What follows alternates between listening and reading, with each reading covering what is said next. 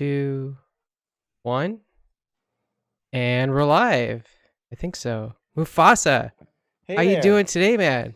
Doing great, Segellion. Great to be on your show. Thanks for having me. Hey, thanks for coming on the show. You're kind of a musician, I hear.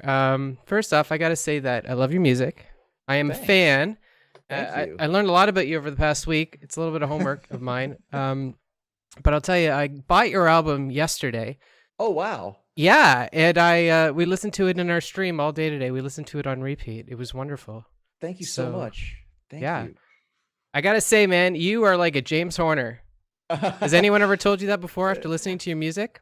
Some, and also some have tried to compare me to John Williams. I am very much inspired by film score composers, all of them: Hans Zimmer, Danny Elfman, James Horner, John Williams, and now Michael Giacchino. I mean, all these folks are awesome. One thing in particular I noticed is it's funny because you're an oboist, right? Yep, sure Your am. primary weapon, your weapon of choice, That is my axe. Yep. and you just have such a unique approach to percussion. I find. Um, Oh, I found that way anyway. I was listening to your stuff, and I gotta say, "Ring Dust" is my favorite track. I don't oh, know. awesome. I want to. I'd like to know more about that track, but I just found Sure. your use of percussion was very unique, like something I haven't Thanks. heard of before, and I really appreciate it.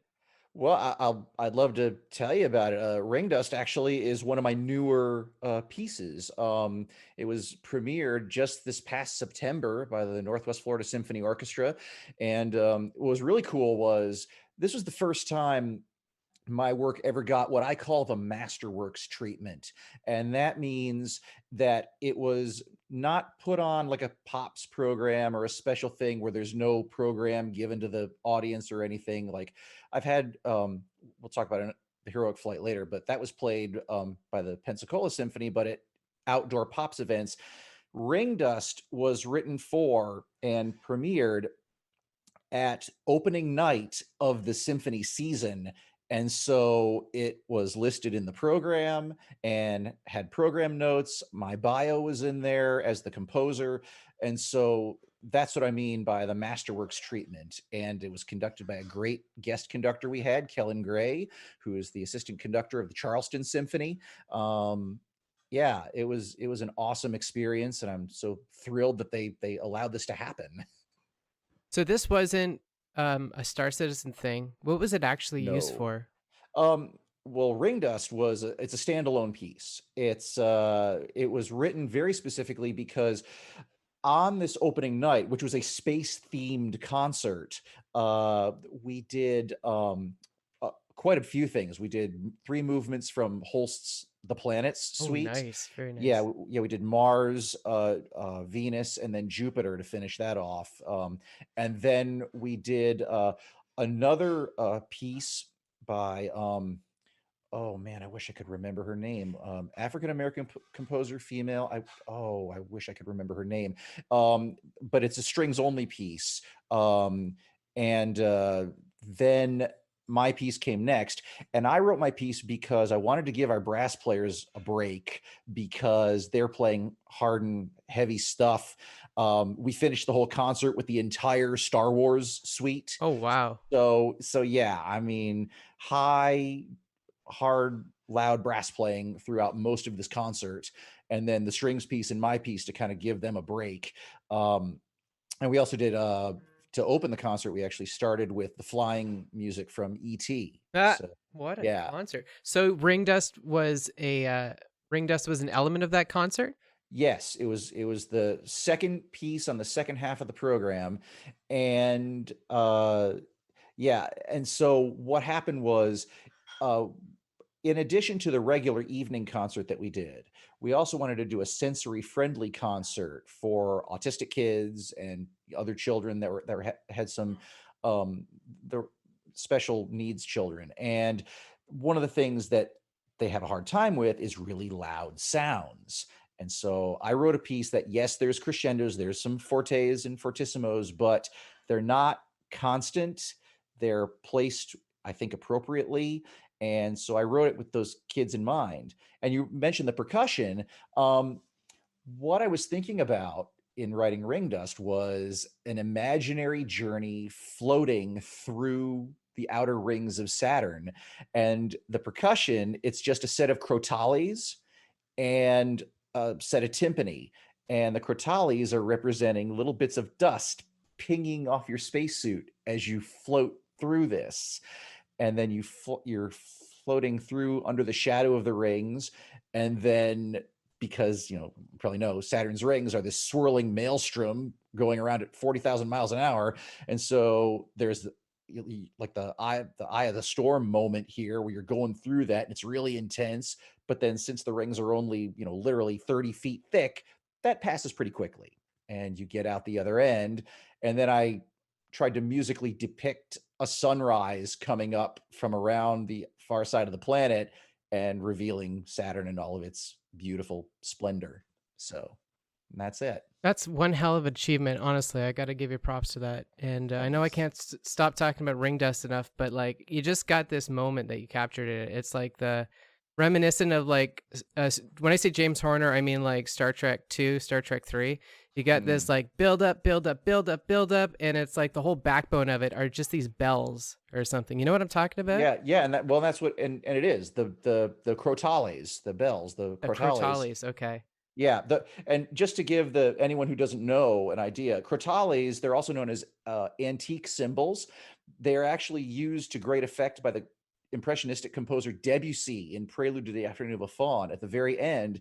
And they're thick brass discs. I'm holding my hands to that, like they're literally that size, and they're hit usually with hard mallets or they're hit against each other. They're strung together. But the way I wrote it is they're put out on a rack, arranged like a set of piano keys or like xylophone bars, and you hit them with mallets like that. And so, yeah, our principal percussionist Jordan Wood was the unofficial soloist for that piece because the piece began with him and it ended with him. So, That's a James Horner thing though. It's like you listen to a James Horner score and it's mhm. like it sounds like he's hitting two completely random items together and it sounds Mhm. magical. And that's exactly how I felt when I was listening to Ring Dust. I'm like, what the heck is that noise in the background? Thanks. Yep, it is a set of crotales. It's the most random thing, I tell you. Also, there's a little bit in there. I can't remember the exact. I should have like got the minute, but I felt like a sense of like Apollo 13 as well, Mm, and that's a type of James Horner that I haven't heard in a long time. mhm. And it's completely different. James Horner doing Apollo 13, that was Oh completely yeah. different than all of his other works. And I thought there was a little bit of Alien in there as well, a little spice on the top. You know what I mean? Oh yeah. No, I hear these, his stuff in my head often. I mean, I'm a major sci-fi fan. I'm a Star Citizen for heaven's sakes. So yeah, that was definitely in my mind. I'm sure there was a great amount of influence there. I mean, composers were all influenced by the stuff that others have written. You can't, I don't know, unless you've completely locked yourself in a box for most of your life. I mean, you're influenced by somebody else's compositions. Either you want to sound more like that, or you want to sound a little bit like that, but start moving in a new direction. Um, I'm not sure where I was going there. I just wanted to write something that felt like really cool space music, and that's what Ring Dust was about. That was good. Well, I Thanks. enjoyed it very much. It was very appetizing. Thank you. And you Um, can hear it on my SoundCloud. So Yes, yes, for sure. I'll be sure to link that in the YouTube description. cool. So you're a music teacher, is that right? Yes. Yes. Yep, music is my whole life.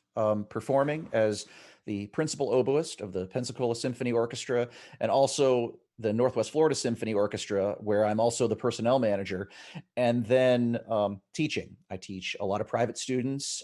Before the epidemic hit, I had 17 private students of different age and ability levels, mostly centered around Okaloosa County, Florida, a few a little bit closer to home. But I work with the local middle schools and high schools to teach oboe players during their band periods. And then I also am on the faculty of the Pensacola State College, and I teach music appreciation and music theory. And I'm also on the faculty of UWF, University of West Florida, and I teach private oboe students there as well. Excuse me. Mostly oboe. That's what I mean. It's so funny how you're That's like a all it is. It's only when it's private lessons, I only teach oboe, nothing else. your weapon of choice. That's right. But you're so talented in composing strings and Thank you. percussionist. I never would have imagined you as a woodwind. It's woodwind, right? Yeah. Oh yeah. Yeah, and in fact, I the first wind instrument that you hear is in ring dust is the big oboe called the English horn, and John Williams actually uses that to great effect in Star Wars. Yes, he does. You're right. It plays when the Jawas are grabbing Yes, R2D2. Yeah. And yeah, and usually that instrument is like my wife and I joke whenever something sad happens in a movie or something, we hear English horn. It's like, up, it's the English horn of sadness. that's true. And yeah, my awesome colleague, I wrote that solo for my colleague Margaret Cracciolo. She's a fantastic musician, and it's great to have her in the section with me. And so yeah, I wrote that specifically with her and her playing in mind. And then just a few moments later, what I do is she continues playing, and then I add my voice above that, an octave above. So when she plays, and then we change key, and then we come in together, ta da ti da di ya da. That's us together. So Okay. Wow. yeah, Real vocals. How authentic. yeah. So so talk about your or tell us about your oboist for Star Citizen because that's the biggie, right? Well, okay. We're gonna be totally clear on this. Okay. I played. Pedro hired me to play oboe on one track. That is the track that he calls "My Home Is in the Stars." It was originally the only theme that you heard at Port Olisar, and then since that was debuted, other music at Port Olisar now exists. So if you hear another instrument that sounds like me on a different tune, that is not me. But you can still hear me at Port Olisar even now. I think I'm still there in 3.9 as far as I know. I'm going to be in the game, but on the CD release they had to use the lead oboist of the studio orchestra. But Pedro has told me that I'm going to still be in the official game as long as Port Olisar is still there. So um, but yeah, the story behind that, that actually it goes all the way back to when I wrote the Heroic Flight, which was the Wingman's Hangar theme. Because I've been following this project from the very beginning. Like I watched Chris Roberts do the GDC announcements. I think it was GDC, yeah, in 2012 on October the 10th. And that was the day like the internet broke Hmm. because everyone was so excited about this. Hmm. I didn't even know what Reddit was at the time, and all I kept hearing was the Reddit page is down. It's like all these fans that wanted to be a part of this like broke Reddit, and so it's like wow. So anyway, um the game was in its infancy. I mean, this was back when they were based in that old house in Austin, and like a lot of the work was done in a basement, and there were like 8 guys there.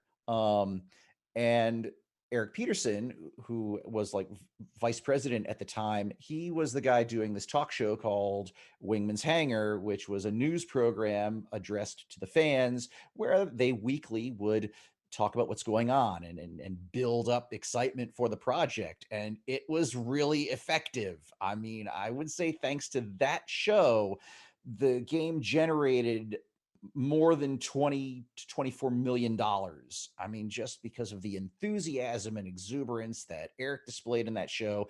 And the other thing that was really cool was they communicate with the fans, and they featured fans works, and they got a logo for the show written by a or designed by a guy named with the handle Pleasure. And as soon as they used that, I said, Matt, you got to write some theme music for them Yeah. now. And so Yeah. I just kind of went crazy. I was so inspired, and I love the music to the game Wing Commander. And I was thinking, this is Wing Commander, but way better. And so hearing those tunes in my head, and some James Horner, and definitely John Williams' Star Wars score in my head, I started writing. And it took me 3 days, and I wrote a full 5-minute long orchestra piece called The Heroic Flight. And I said, Eric Wingman, do you like this? And they said, we're going to use this. And and originally they used a synthesized version. Then another fan named Legante, Jared Parks, he took the that and ran it through an East-West sound library.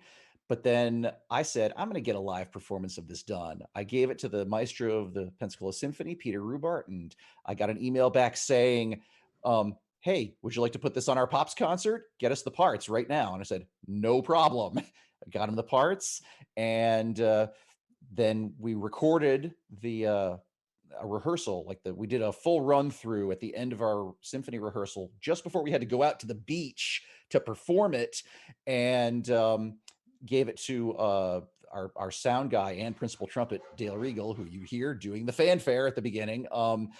He did a little bit of editing work on it, and then we passed it on to CIG, and that became the Wingman's Hangar music for the closing credits right up until the very last run of the show. And then when Eric went to Descent Underground, he took it with him, and he was using it for Wingman's Hangar through following his Descent Underground project. So where Pedro comes into this and me playing on the score, not long after this happened, the launcher for Star Citizen came out. You know, we're finally starting to get into the game a little bit. And so we finally got to hear Pedro's music in the launcher. And so they interviewed Pedro, and I just typed him a public message in the Star Citizen forum, said, hey man, I think your work sounds fantastic. And it does. He sends me a personal direct message and gushes about the heroic flight. Yeah. And it's like, I had to have looked like Roger Rabbit with my eyes bulging out of my head Right. going, ah, like I could not believe I was getting this, you know. And we just developed this friendship, and we're talking about music, and you know, I'm bouncing my work off of him. He's under an NDA. He can't share anything with me from Star Citizen. He never has. But I said, hey, look, you know, I know that when I'm composing music, I ask questions of instrumentalists. You know, I'll be glad to offer my services and tell you about my stuff from the perspective of being a professional oboist. And he wrote me back and said, are you kidding? I want to write an actual piece for you to play. And I just said, wow, I'm absolutely flattered and honored.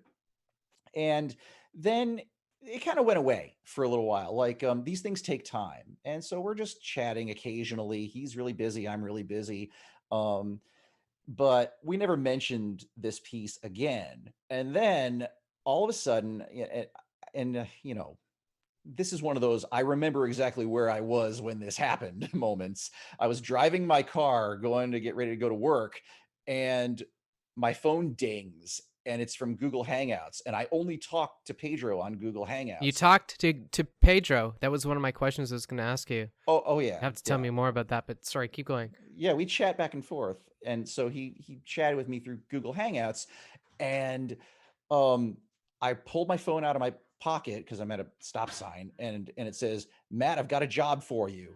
And I said, I got to park the car.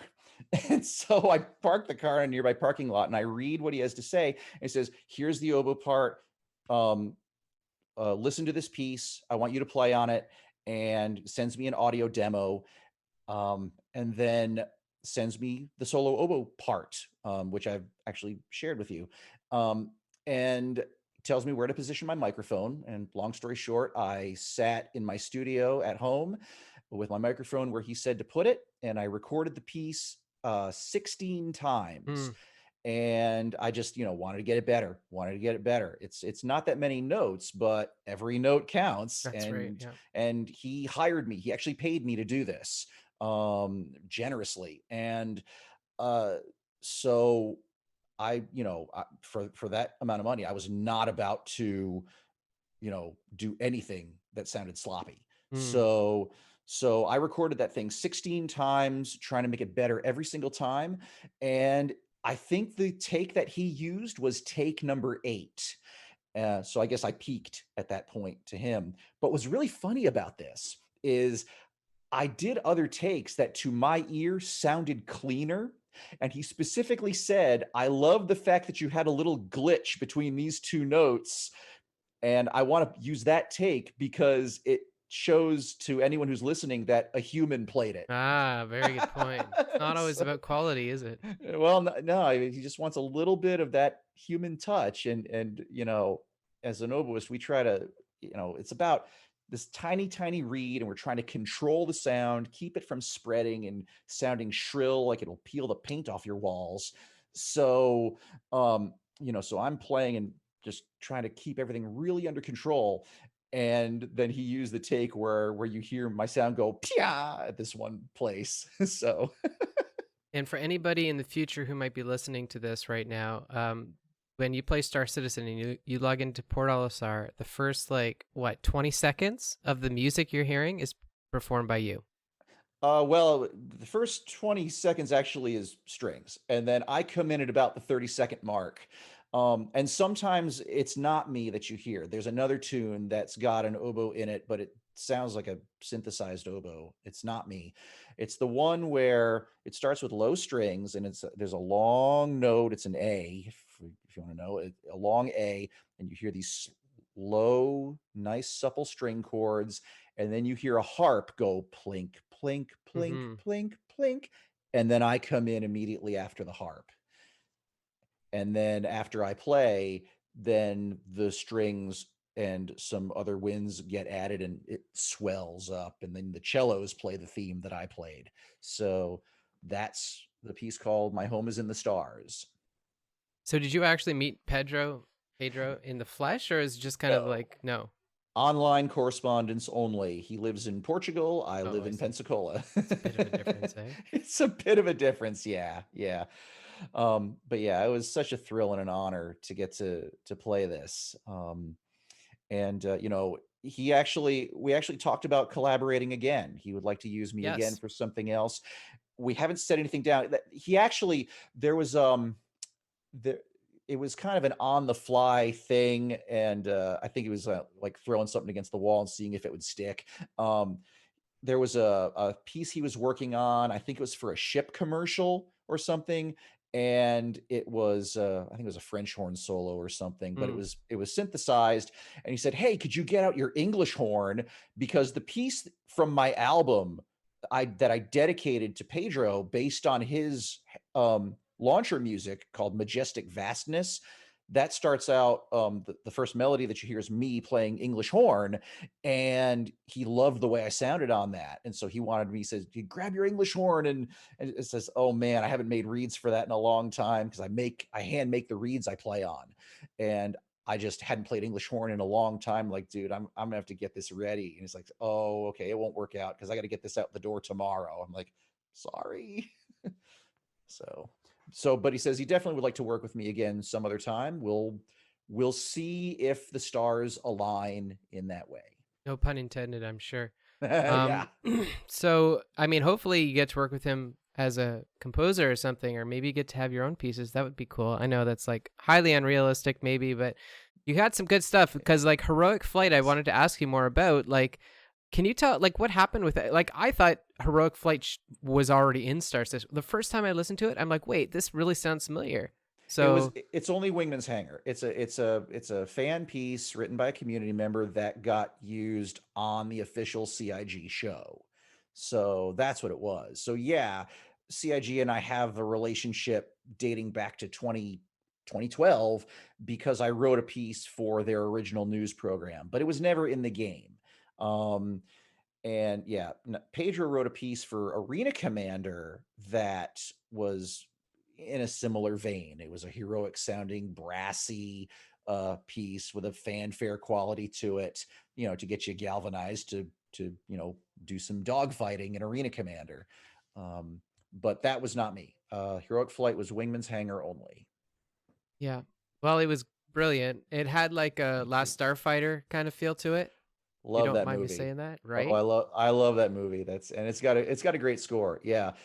Lot of great scores come from sci-fi films. I was actually talking with my wife about this, how, Star Trek. I mean, you're talking about Star Trek 2 with James Horner, but also I've sometimes felt like the Star Trek movies, where as far as story goes, don't have the best quality. They actually in some cases have better scores. like Star Trek 5 has some gorgeous music in it. I'm a huge Star Trek 6 fan, and And 6 I loved. Leonard Rosenblum, I think, was Star Trek 4. And Mhm. like I will talk Yeah. about that soundtrack for hours because it's just like a circus.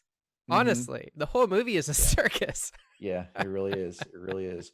I actually got to play, not in the movie, obviously, but one of the other orchestras I sometimes play with, the Mobile Symphony in Alabama, they borrowed the parts and score to the credits music for Star Trek Two, and so I actually got to play in the oboe section You're for kidding me. yeah, and it was the real deal. It was the real. Are you credited for that? Like if No, no, no, no. It's just a symphony concert. You just show okay. up and hear us play, and oh, by the way, on the program, here's Star Trek 2, and downbeat and we go. That's awesome. So, but yeah, it was like the official Hollywood parts that they got, and we played the closing credits music to Star Trek 2. It was really cool. So have you been just doing the music stuff your whole life? Like where does the video games fit in here? What video game did you start at? Oh boy, yeah, okay. My involvement in games and stuff, I mean, I played computer games, back in the 1980s. I'm not as young as I look. And I played the original Elite back when it was released on the Apple II Plus back in 1984. And and I've loved computer games, especially space games, ever since. I played the original Wing Commander when it was brand new. I followed the Wing Commander games all the way up through to Prophecy, and bought almost all of them brand new. Um, and let's see what else. And all of the clone type games. I remember there was this game that was a Wing Commander wannabe called Mantis that was made by Microprose. Not nearly as great, but fun in its own way. And yeah, so I was playing computer games like that back in the 80s and 90s, and then when I went to college from 95 to 98 for my undergrad, and then 98 to 2000 for my master's, um, I yeah, I was playing computer games, but not, there was no such thing as game streaming then, and I was not into shooter games, flight simulators, and also like civilization type games. Hmm. In fact, I would be making oboe reeds, working there with my long knife, which I actually have here. See, I whittle away on an oboe reed with this knife. It looks like a Sweeney Todd razor, and I'd be playing a game called Pharaoh that Sierra made, and it's a city building game. And so I'd be able to play, and it's like, things are happening. It's like watching goldfish in a tank. So I'm working here with my reeds, and then the game would tell me I have to do a thing by going ding. And so I'm sitting there scraping, and the game goes ding, and I'm like, okay, now I solved this little problem, and then let the game keep going and back to work on the reads again. So that was my gaming experiences. And then but I was still getting spaceflight games and things like that. I got a whole lot of ones. I'm trying to remember the names. There was actually an Egyptian style, like a Stargate-ish kind of a thing called Sand Warriors. It's like, I don't know if anyone remembers that game at all. It was a very, very low budget title, but I got it and played it. And then let's see what else. A whole lot of other flight games. And then I got my job as first oboe in Pensacola, and then teaching jobs, and just was playing flight games, and all the while interested in fan projects about Wing Commander. And so how I got to Star Citizen was I was a regular visitor to Ben Lesnick's Wing Commander CIC website. And I know Oh other yeah. people ran it, but I regularly went there, and all of a sudden I was hearing getting these weird posts there that said time capsule, blah, blah, blah, Robert Space Industries. I'm like, what is this? This isn't Wing. It's like, wait for October 10th. And I'm like, click here to become a golden ticket holder. And I say, Oh, are I'm you a like, gold ticket holder? I am. Oh my goodness. And I I am said, not worthy. I said, right place at the right time. I just said, okay, I'll bite. I will try this. So I registered an account with this Robert Space Industries thing, whatever it is. I had no idea what it was. And then all of a sudden it's like, it's October 10th. And then the RSI website shows up, and then getting all these messages on their forum, Reddit's been broken and watch Chris Roberts talk. And yeah. And so right from the get-go, I was there seeing this unfold in real time. And still maintaining my symphony career and teaching and stuff and just doing this as a fun lark. I had no idea I would be so inspired by this vision that was so well communicated.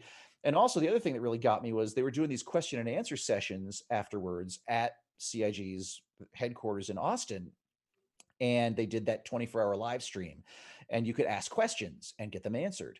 And I posed a couple of questions, and Chris himself answered every question that I asked, and I was just like, wow, I am sold. And so I was originally just going to pledge at the bottom level, I'm sorry, and work my way up, but I said, no, these people are serious and I really believe in this. I'm pledging freelancer level. So I immediately jumped in the middle tier.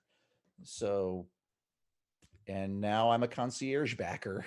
I don't have a huge fleet. I actually spent a good chunk of the money on physical merch. I wanted something tangible that I could, use and wear right now. And my fleet's fairly small, but it'll serve my character well, I think. What a wild ride. Yeah, Hey, yeah, think about it. very. I didn't know, like, hearing it, the whole story from your perspective is so much different. October 10th, that's when shit got real, I guess. It And did. It got super real. And if you watch the video, the official, the first ever promotional video, and you do that trying to blank out of your mind everything that's happened in the what 6 7 years since. I mean, no, no more than that now, but still, like, try not to think about what you've seen and heard now with Star Citizen or any other computer games. Just kind of put yourself in the 2012 perspective and watch this video and think about that. And it was mind-blowing. And the fact that, I mean, Chris was there with his Xbox controller running around inside the hangar bay of a Bengal carrier as part of the demo. I mean that was there. And so it's just like they're really doing this. So yeah, and that it's good we got all those videos as well, because like there's so many times where we don't, or the community, well, people kind of take things for granted. But if you think, look at those old demo videos they used for Kickstarter. right. Mhm. That's what we've come from, and that used to be in 2012. That was the great technology. Mhm. Yeah. Yeah, exactly. So anyway, What a wild ride! Yeah, they could never have imagined what would have happened in no, all of that time. they were planning on just doing a flyer ship and do some things game. But when the money kept rolling in, because Yep. there was this dearth of space games, like nothing new was coming out. It was like space games were dead. And then between Star Citizen and Elite Dangerous, I mean, Chris Roberts and Dave Braben basically performed CPR on the space games That's industry exactly and true. brought it back to life. Yeah. I mean, thanks, guys. Thanks, guys. Thanks very much. So, yeah. So when was the first time that you had like a real wow moment within the game? Like when did you say that Oh, you had a wow. first experience within Star Citizen? Well, I've, like I said, following it from the beginning, I was on the hype train, probably maybe more than I should have been anyways, but it was just so inspiring. And I was not playing really cutting edge games. Remember, I was the guy making oboe reeds, playing Pharaoh, which was at the time, a 10 to 12-year-old game at the time. So everything was amazing to me. But uh so a real wow moment for me. Well, it was really exciting to when the hangar showed up and the freelancer was finished. My first ship, and I got to go in there and just tool around in there. That was great. And then I would say the next wow moment was getting when they dropped what was called the social module, and that was the preliminary Area 18 landscape where you could walk around and interact with stuff. Um, and that was really cool. And people were driving gray cat buggies around and killing each other with the gray cats. Um, But I would say my wow moments for Star Citizen these days have been with the space stations. Um, Getting to go to um, and I do this. I stream occasionally, by the way. I may get back into doing more of that soon. But I remind my viewers. I say, here we are standing on the deck of this space station, and there's a planet over there, there's a sun over there, and there's another planet orbiting it way over on the far side. Those are not scenery objects like in Wing Commander that, it's like nailed on a canvas that's just panning around you. Those are all places you can visit, and they expand to, full size, and you walk around on them. I mean, that has never been done before to this level of detail. And so I guess my wow moments are just kind of when I'm realizing that again, I've just launched from Port Olisar and now I'm going to go to, Levski, or I'm going to go to Lorville, and you watch that planet expand, and that's a physical object. It's not painted on a canvas that you can't ever see and visit. You're going to now land on that, and then you're going to go land in the city and walk around in the city. I mean, it's incredible how far they've come, and I know they've got a long ways to go, but watching it from the beginning, it has been an amazing, experience watching the evolution. Has it changed your life? Yeah. well, well, to be fair, yeah, because as a composer, I mean, the heroic flight has put me on the map as a symphony orchestra composer. It's so funny that you say the heroic flight did this, but meanwhile, you were actually in the game. I mean, that's a way more significant achievement. Yeah, but the heroic flight came first.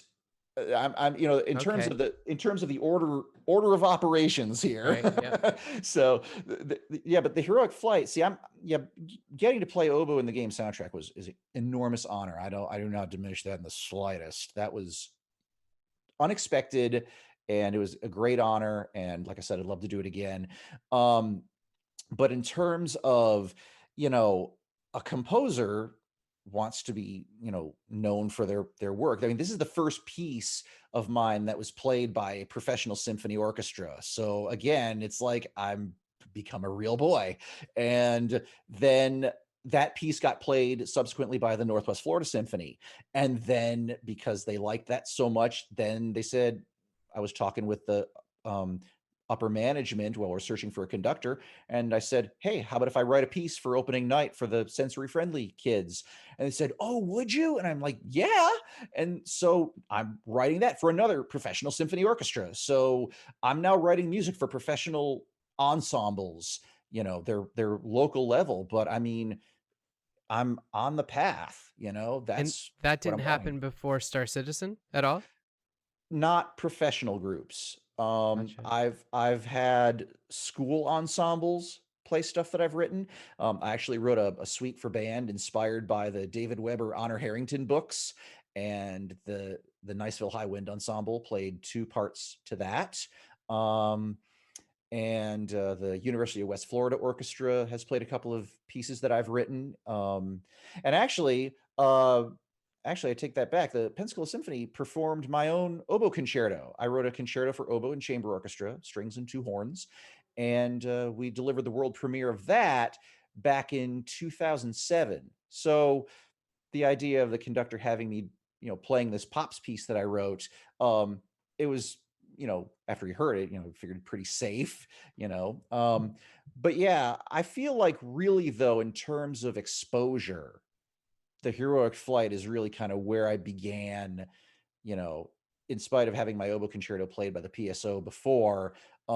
It's just in terms of, the wide audience. I mean, I had a great audience for the oboe concerto, but literally tens of thousands of people have heard the heroic flight.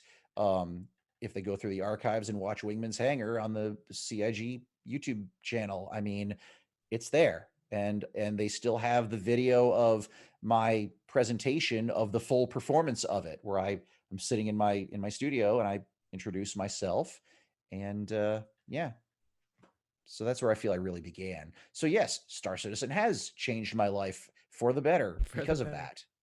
Yeah. Yeah, it seems to have that effect on lots of people. So for the best, of course.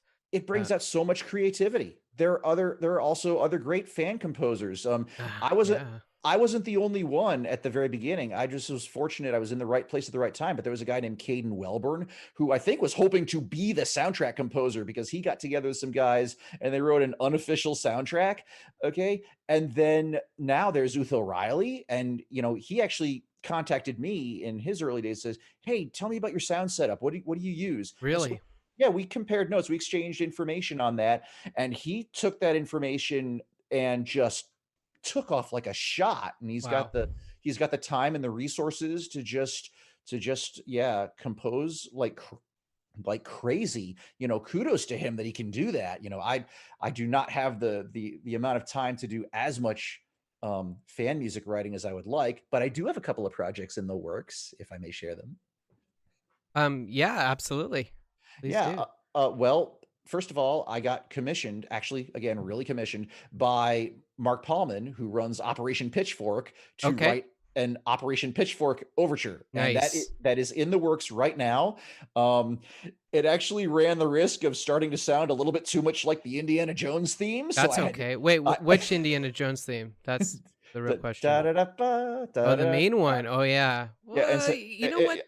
I got to change that. So Yeah. so I did. Yeah, just a small little change, just rhythmically speaking. It's not the same notes, but the original rhythm was almost spot on, and I was like, oh wow, I was once again influenced and didn't know it, so I had to fix that. Yeah. You know what though? Like I, as an armchair, whatever I am a spectator. That's what I am. There's not enough melody I find in music nowadays for some Mm. reason. And like if you wanted to use some Indiana Jones esque melody, do it because I think we're in need of that. And you know what? Here's the thing about doing a jingle like that is it's going to be in everyone's minds, and they're never Uh-huh. going to forget it. They're going to walk around the office. They're going to hum that little melody. You know? That's actually my goal in writing. I am a firm believer in melody. The composers who inspire me most are really some of the great classical folks, as well as, I mean, I've already said soundtrack composers, but in terms of melodic content, yeah, John Williams, James Horner, those guys, but also, I mean, they got their inspiration from guys like Strauss and Yes. Mm. Brahms. Oh, I love Brahms. And Brahms, yeah, Brahms is a favorite of mine. What I like about Brahms is he can write a 40-minute long piece, but the melodies, if you really look at the melodies carefully, they're put together. The building blocks are very small. Well, Beethoven's Fifth is another example. Da, da, da, da. I mean, that's that four note motif. But Brahms, as an oboist, I know the oboe solo in his violin concerto very well. I've performed it a few times for real, and I tell my students about it. It says it's so simple. It's an F major chord with a couple of extra notes thrown in for color, but that's it. It's a simple idea, and I like melodies that start simple and then get more involved as you go. If you want, I guess one characteristic I would say that is in my music is I like to start off basic, like going into a swimming pool at the shallow end, and then you get into the water, and now there's more going on, more orchestral textures are happening. Maybe the melody gets a little bit more complicated, but I always like to start off simply because that's what you're going to remember most of all, I think. I really appreciate your complex analysis of classical music. I don't ever get to talk to anybody about that, so I can sometimes go so far. Um, 7 years of study on it. It's yeah. I like to. Thanks for inviting me so I can stretch my legs a little on this. yeah, maybe it's a bit dangerous that we hang out together because we could just talk about this stuff. I used to be a part of streamingsoundtracks.com. You ever heard of that website before? No, I have No. not.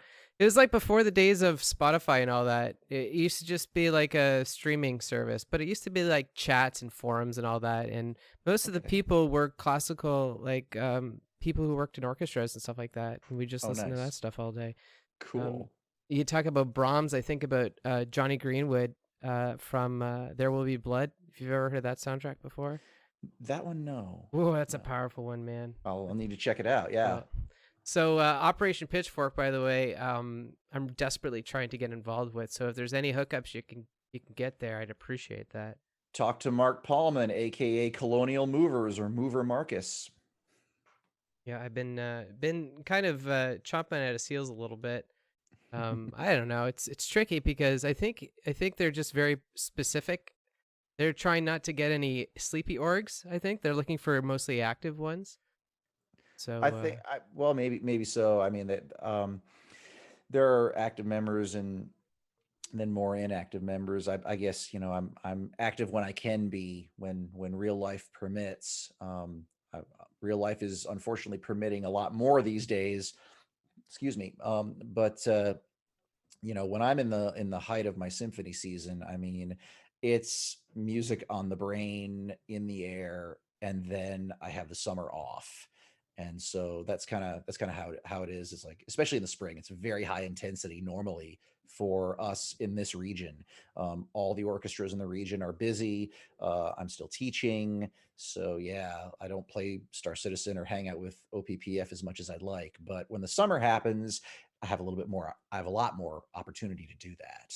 how long does it take you to write a piece like that? Like It depends. yeah. It really depends.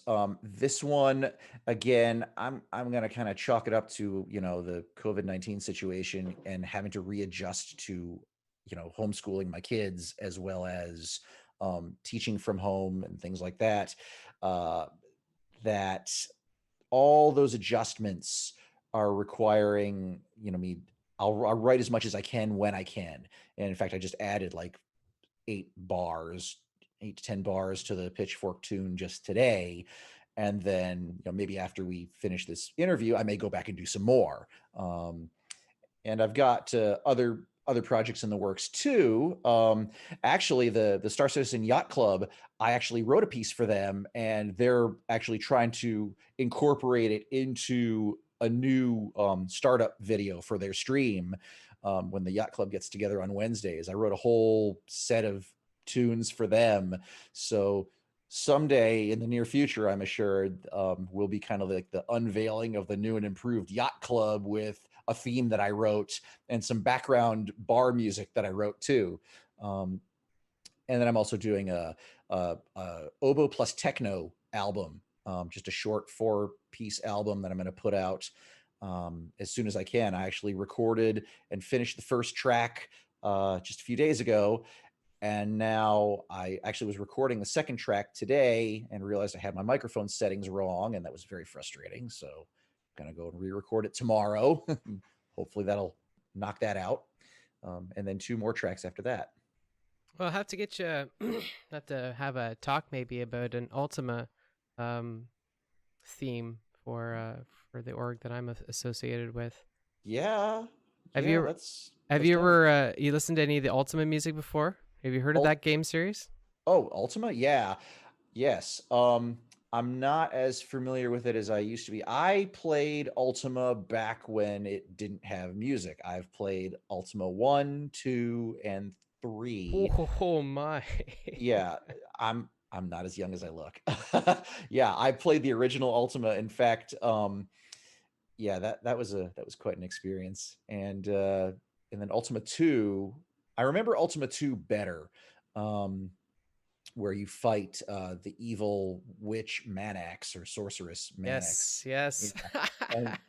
And you, as you have to position your character at the right block, so Yes. that, because when you advance toward her and she appears on the screen, Manax cries, "Die, fool!" and you lose 100 hit points with every step you take.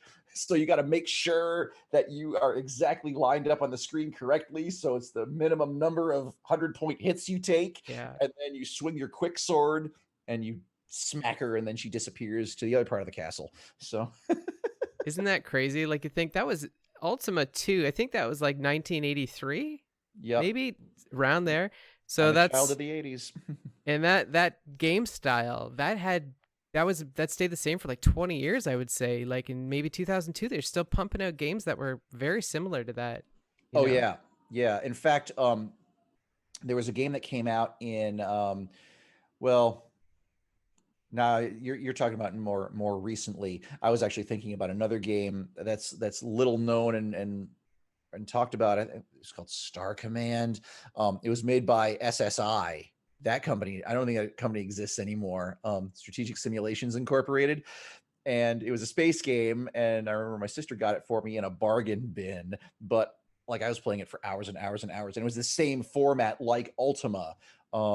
And also Space Rogue by Origin. That combined the best aspects of forward first person flight simulator with then the Ultima style gameplay of the top down um, you know, character movement thing. So yeah. Um, but yeah, that style of gameplay and game design, yeah, it's survived quite a number of years, decades. I would not be surprised if I would actually suggest that that gameplay style is sort of kind of making a comeback with the new XCOM games Yeah. and also the new BattleTech game that Okay. came out. Yeah, very similar um strategy and tactics, but it's that same sort of, top down, you move your players around on the board like it is a game board. I haven't played it myself, sorry. Star Yeah. Citizen really consumes all of my life, so I don't go anywhere outside of this. Gotcha. Yeah, I do stream every day, so it Cool. usually takes a good chunk of my life.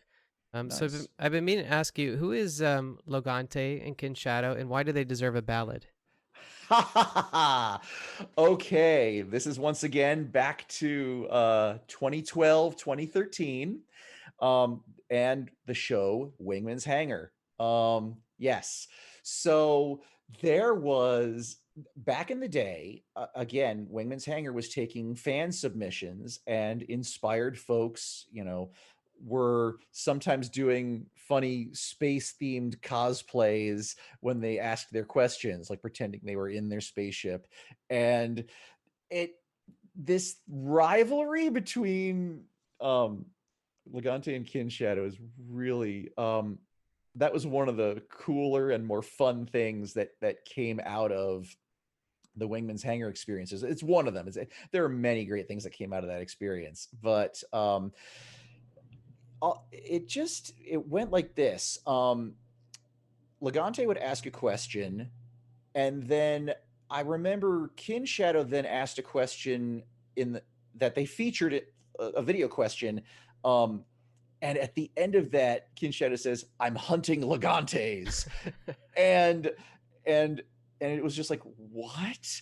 And then Jared Legante like played up to it, and so it just kind of became this fun, you know, putting one over on the other, and they sort of worked it into a funny story about why do these two hate each other. They came up with that. If you watch in the ballad video that I did, I mean, there were videos. Those were videos from their video questions, as well as um, some other peripheral stuff that they did. They're actually part of a group that I was a member of as well. We unofficially called ourselves the Motley Collaborators, and there were actually like 9 of us, including Batgirl and Jazz Arrow and yeah, Kin Shadow and Legante, several others as well. Oh, and Marcus, of course. Marcus was involved in that very much so. And so we all started like wanting to contribute to this story, and Marcus did a video, and Kin Shadow involved him.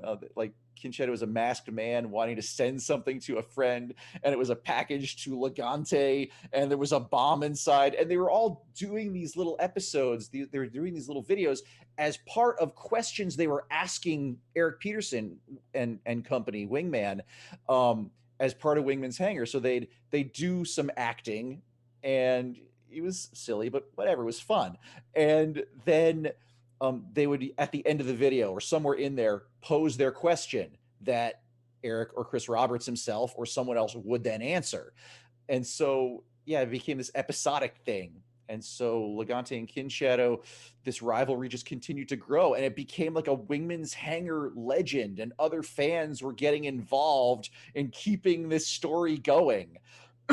And so finally, I just said, there has to be a song about these guys. There just has to be. And that song was a long time coming, because remember, Wingman's Hangar went off the air 2014, Wow. 2015, yeah. And 2014. Really? after 72 episodes, yeah. Wow. And yeah, so any new citizens might have no idea what I'm talking about. Well, look it up. Wingman's Hangar, Star Citizen. Yeah. That's the early days. And so uh yeah, sorry, I'm losing my train of thought here. I'm trying to keep it all together coherently. So anyway, yeah, the fans got involved in furthering the Legante and Kinshadow story, and I said, yeah, there needs to be a song. And it had been a long time coming, and finally, I had some free time to where I could really write this out, and make it happen. Um, Brian and Jared and I, we with the three of us, we conversed. Like I didn't just drop this on them out of totally nowhere. I said, prepare for this, and this is what I want to do. And they gave me a little bit of feedback initially, and then we didn't discuss it again. Kind of like my interactions with Pedro, and I just went off to work and put it together. And played some oboe. Actually, played a paraphrase of the thing Pedro wrote me on that. If you listen to it carefully. And yeah, people really seemed to like it. I ended up getting like a MVP or something for that week or that month, because it evoked all the old memories of the early days of Star Citizen. Yeah, And and just if I can express my opinion, I think they should be brought back. Like, there's people, well, very frequently people request the Yella Yell on my stream because it's the only oh Star yeah, Citizen yeah, music, right? And I'm like, right, man, if more people knew about the music that you wrote, yeah, I think yeah. it's nice to have a variety. And you got two tracks, actually. You have Kin Shadow and Mhm. Legante. Legante, and then you have the Space Be Crazy. Yeah. And then also the other one, Welcome to the 30th Century, Oh, I didn't get that one. which is now based on an older version of the game, back when Tessa Bannister Oh, was Tessa. the mission giver. Yeah. And that was kind of a speech song, not a rap. It doesn't have a hip hop beat or anything, but it's speech song with um I do the talking in rhythm, and then I do a vocal chorus in it. Yeah. I'm actually I'm very proud of all of them, but that one I really like. I feel like writing Welcome to the 30th Century was what has inspired me to do Technobo, my oboe and techno album. Okay, so I think that, if you're going to do this for the future, you should definitely re-release these tracks. Maybe, give Oh them the yeah. George Lucas treatment or something like that, but they should be brought to people's attention, at the very least. Oh yeah. Well, all three of those. Well, first of all, you can find them on YouTube. Just do a search. All three of those tracks are on YouTube. And then they were never a part of Star Citizen itself. Again, it was all inspiration from Star Citizen. But yeah, if you want to go ahead and link people to that, just follow my YouTube channel. It's it's mostly Star Citizen stuff, some musical things. I play a couple of orchestral excerpts on my oboe as well. But yeah, a lot of streaming stuff. Kind of see the how I've followed the project and what I've had to say about it. And those three songs are in there. Just Google it, you could say. Right? Just Google it. Just Google it. Google Matt Fossa Star Citizen. You ever think about streaming like music stuff on Twitch? I've thought about it. In fact, I've tried to consider doing an official world premiere of Technobo on Twitch, and I actually have talked with Bad News Baron about how to do a microphone setup that incorporates reverb, Mm. because my doing a live performance with my computerized background stuff, I got to have a reverb going. And so, but it's you have to set your microphone up in such a way to do that. And he pointed me out, he directed me towards kit that will make it possible for me to do that. And I didn't get the exact one that he recommended because that was uber expensive, and I found something that was very similar and will do what it needs to do for about a third of the cost or half the cost. So I picked that up. But yeah, like shout out to Bad News Bear, and thanks, man. You put me on the right path. So So you also, I should have asked this before, but you make reeds. I've never heard of such a thing. How do you make reeds? yeah, I'll show you. Hang on one second. I'm gonna disappear for a second. One second. Okay.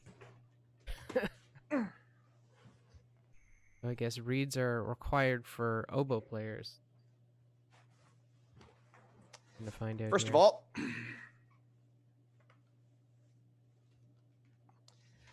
now I'm not going to actually play it. The microphone is not set up for oboe playing right now. But there it is. There's the instrument. The oboe, weapon of And choice. yeah, that is the weapon of choice, the only weapon. And my reed case. Okay. And inside of it are my reeds. So what is that? What are they actually when you say reeds? Like what is a reed? A reed is two pieces of wood attached to this brass tube with a string. And from I get strips of wood called cane. The genus is Arundodonax. And I fold them in half, cut them to this curved shape, and then tie them on with spool of thread. And it's meticulous work. And then you take your, Sweeney Todd knife, you stick this thing inside. It's called a plaque, keeps the blades separated. And I'm not going to actually do it because this is not properly soaked. But I take my knife and I just scrape away like so until I have it thinned down to a very specific shape. I don't know if you can see that. Looks like an oar. Yeah, if I shined a light through it, you would see a pattern of light and dark. There are very specific places in that piece of wood that I scrape down thinner than others, and that's what produces a very specific tone quality that we American oboists hopefully strive for. Um, you know, every oboist sounds a little bit different because we hand make our reeds. But we try to, at least in this country, maintain a nice, mellow, what we call a dark sound. If you actually go to other countries and listen to their orchestras, their oboists will play with other different tone colors. Some are a little bit more shrill, some sound a little bit dead-ish, some have a nice core sound, but then when they start to play really loud, this big buzzy sound comes into it, like that kind of a thing. But yeah, it's sometimes you can tell what country orchestra you're listening to by what the oboe players sound like. At least I can, because that's what I studied and that's what I've been doing most of my life. So See, it's crazy. Like, can you not buy reeds? Every oboist has to make their own reed. if you want to be really serious about it, you got to make your own. Okay. Everyone is different. Our faces are different. Reeds that you buy in stores are very often the ones you can find in a music shop are factory made, and they're pumping out hundreds of thousands, well, not hundreds of thousands, but hundreds or thousands of them, at any given period of time. And quality control is not very good, but I let my students play on those. And then when they get more advanced, I will make reeds for them, and then I will teach them how to make their own. Interesting. Well, I see a lot of potential on Twitch or YouTube if you're looking at doing streaming that stuff. I don't Yeah, know anything about that, and I am passionate about classical music, so I'm awesome. actually interested in it. Cool, cool. Well, I'll keep you informed. Like I said, I feel like I got some really good advice, and I may do a test stream or two, play something a little bit more traditional, and save the good stuff for the premiere, and and just see where it goes. I'm open to doing virtual concerts like this.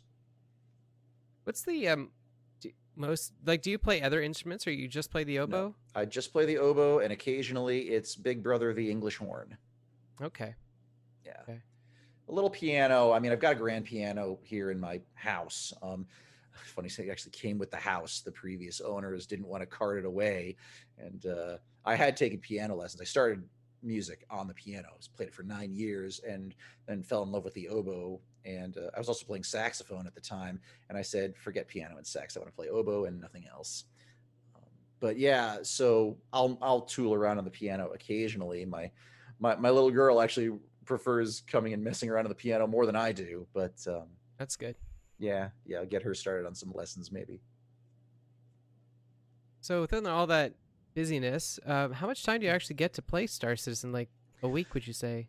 Uh, it all depends. These days, with my symphony career being, let's pretend coronavirus hasn't happened. And that'd be great. Let's pretend it didn't. Let's see. Today is April the 24th. I would not be here talking to you right now. I would be, let's see, it's 11:10 my time. I would be communing with my symphony colleagues after a very, very uh, tiring rehearsal. And that would have lasted 2.5 hours. And then Saturday afternoon, I would be uh, doing a dress rehearsal, and then Saturday night performing. And then, let's see, and then that actually was going to be the end of the season. Actually, that was going to be the final show of the season. Um, but yeah, so I would still be busy right now. But after like this weekend, things would start to taper off, and I would be able to play more in terms of hours per week. During full symphony season, I'm lucky to get 3 hours a week. Yeah, That's lucky. I want to. It's just this is real life right now, of and course. yeah. So, but during the summer, I do squeeze in a good deal more time, twice to three times as much, provided the kids are okay, and because daddy's. I do a lot of stay-at-home dad type stuff when I'm not teaching and playing. So how's your 3.9 experience been so far? So far, it's been good. I've liked it. I've not played it nearly as much as I'd like. I downloaded it as soon as the PTU patch was released to Wave 1. I'm not Evocati, obviously. Um, and so, yeah, I started playing it. I really like New Babbage. And since it's a test patch, there were glitches to be dealt with, but overall, I felt it was a really good experience. Um, Getting my ship out of the hangar at New Babbage, it was nighttime. Okay.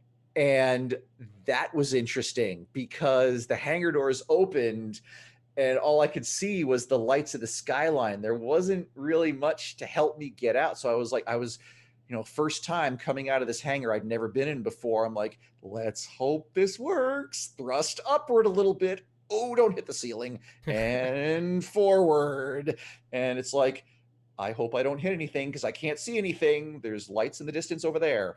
But it was really cool. And Was then it was it snowing when you were coming out? Was it like a snowstorm? it was raining. It was raining. It was Yikes. rain. Yes, and that was the other thing Horrifying. that was amazing. The hangar doors opened up, and I'm like, and I'm looking at this. I'm like, and there. Okay, you want to know about wow moments? There was one. Yeah, I can understand that. The hangar doors opened. I'm like, oh my god, it's raining, and Yeah. it's raining on my windshield. So yeah, and so I get out into there, and yeah, and the physics are accurate because when I start accelerating forward, you see the rain streaks starting to bend against the direction you're traveling. So that was really, really cool. I 100% know what you're talking about, though. I don't know if it's just New Babbage that's so special, but like, y- New Babbage, just like maybe it's like level design or something, but you get this feeling of comfort there. It's like just the colors they use or something, and you're feeling good and okay, getting my spaceship or whatever. And then Yeah. like as soon as the doors open, it's like hell. It's like I don't want to go out there. It kind of Yeah. makes you feel like you want to turn around and go back in the hangar. I got to say,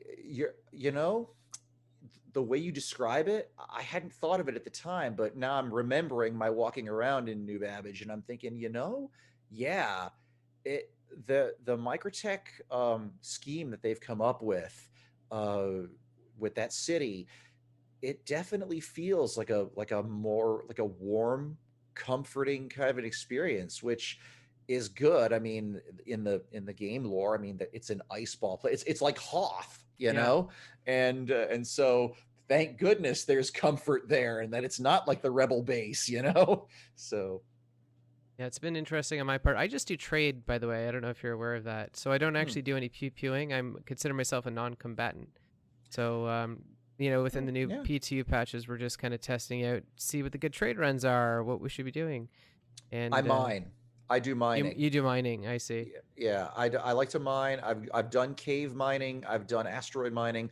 Um, I really have liked that for the most part. Now that they've added some new degrees of difficulty with the different laser heads and stuff, I like that. Now I need to get more credits so that I can upgrade the laser in my prospector. But I feel like that's got some great potential. I feel like that is a game loop that is almost closed. There's a few more stages left, and I think the refining stage is what we need next. Mm-hmm. Yep. Um, but but I really, in terms of the experience I've had with the game, that is for me the most satisfying. It has definitely been mining.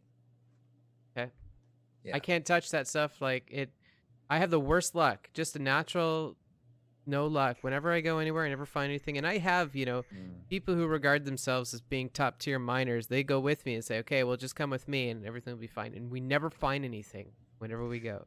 So I just Yeah. don't even touch that stuff anymore. It requires patience. It really does. You just have to keep banging away with your scanner.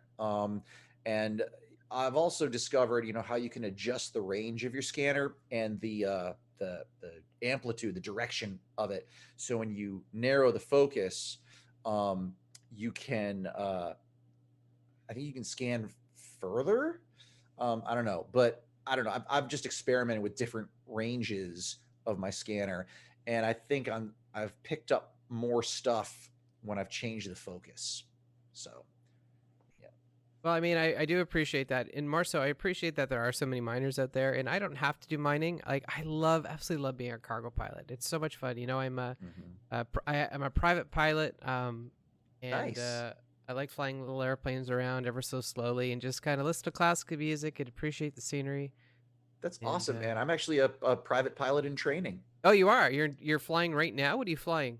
Piper Aircraft. Warriors. Piper Warriors. Nice. Yep. Oh, sorry. Just Javich, thank you so much for that raid. Sorry to interrupt you. Oh, it's cool. Hey, everyone. Yeah. Yeah, Ben, welcome. Bendy, we were just talking about mining here. So you Yeah. just came at the perfect time. Yeah, mining is great. I really enjoy that, and yeah, so I'm training. I'm training at a flight school right now. I've got 17 hours, and yeah, we're flying Piper Warriors, and landings are still tricky. Yeah. Yeah, So actually, for yeah. my when I was doing my exam, I failed my landing. It passed everything else except for the landing. And Mm. I was doing all of my training in Flight Simulator, like just getting my Oh. checklist memorized and my V speeds, just memorizing everything, all the. Mm-hmm.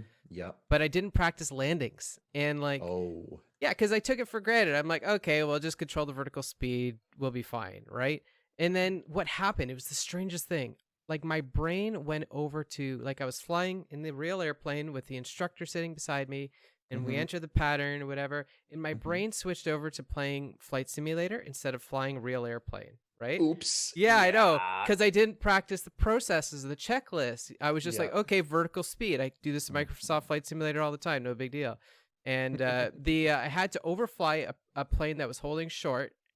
He was Uh-huh. holding short at the end of the runway instead of like the turnaround zone, right? So he's Oh. like, overfly him and then get off, like take a sharp left turn as soon as you touch down, get off the runway so he could take off. I'd never done that before, and I'm like, sure. And by the way, I did all my flight training in metropolitan Toronto, so it's a super busy airport. So here I Yeah. am, I have to overfly his King Air Cessna 150, and Oh wow. I almost destroyed the landing gear. Actually, he afterwards we had to get the AME come out and do an inspection on the landing gear. So Oh jeez. whoops a daisy, but he let me do it over again, and it wasn't a big deal. So sorry. That's the good thing about I've been told that if you don't pass your check ride, at the very least, when you have to retake it, you just focus on the stuff you messed up. That's what I'm told, at least. Yeah, that's exactly right. Yeah, which is great because then you can like spend time practicing that. But yeah, I've been practicing landings like crazy. Like I, um, my second to last trip out, like my brain was not engaged and I was having to do so many go arounds. And then the next day, like it started to click better. And my CFI was being really cool and just saying, we're gonna just chill out today, and we're just gonna work on flying the plane and getting it to the runway. So yeah, that was good. Yeah, didn't do as many landings as I would have liked. There was someone else in the pattern who was doing super long legs because there were a bunch of people wanting to take off and they were trying to be polite. And it's like, hey, there's people behind you too. So yeah. That's the thing. I think everyone else is. That's probably the hardest part. I think, about training. You gotta keep with the pace, right? Got to keep Yeah. up. I hmm remember there was one time where I was in the pattern and I had to expedite my descent because there was a C-130 coming in behind me. Oh wow. And I was flying a Cessna 150, right? So Yeah. you just look in your rearview mirror and you see this C-130 coming up your backside. Hurry Yeah. up, okay. Yeah. Man. How many hours do you have right now? 17 now. Okay. Okay. Yeah. How do you feel the COVID's going to affect this? Uh it's interesting. I actually subscribe to some YouTubers who do flying, who are CFIs, and listening to what they're saying and talking about, costs coming down because demand is going down. But when everything gets fixed and there's either a vaccine or it goes away, whatever, um, then there are dozens upon dozens of pilots itching to fly again. And so all of a sudden it'll be super high demand. So we'll see. Yep, that's all we can do right now. Yep, just keep your fingers crossed and hope for the best. And if you're a praying person, pray. I just, all the above. Just keep the faith. So do you watch the ISCs or the SELs, the ATVs with the Oh. VATs, the WEFs? Yes, I watch almost all of the CIG content, and I've enjoyed it. Miss Wingman's Hangar, but that's just me from the old days. I miss a lot of the old day shows though. I like it was unrealistic to expect them to do that for 10 years because that's a lot of work, a lot of content. Mm-hmm. And honestly, Yeah, they're probably not pumping out that much for game developers. So yeah. no, not So an easy thing. yeah, I think they've got a good balance now. I agree. I think in the early days they had a little bit more time because they were developing the technology, and you only have so many people that are experts in that working in your company, but they're banging away on it as best they can. Hmm. And then now it's like, okay, now we've got this part of the technology together. Now let's bring in this other group of folks that we hired already and get them in on it. And now that's done. And so, oh, you're doing that YouTube show. Yeah, stop doing that now. We need you doing this now. And that's kind of what it probably was for a while. Hmm. Um, but I think that they're doing the best they can, and I think it is getting better. And I definitely respect and appreciate the delay in 3.9 because especially when coronavirus happened, when things started getting locked down, I get the feeling CIG had to have like a serious talk and say, okay, remember that time when we would sometimes let blockers slip by and we'll fix them as we go. Yeah, we're not doing that this time. That was my honest feeling on it. Is like that's what happened. Because when they admitted that, oh yeah, sometimes we let a blocker go and we fix it later. It's like, yeah, I can imagine Chris or whomever or Aaron saying, we're not doing that this time. Um, so, so, Spot on there. Spot on. so yeah. Well, but seriously, I mean, they had to get this so right because they were already dealing with an audience of however many thousands who are having cabin fever Mm. and have been looking forward to this.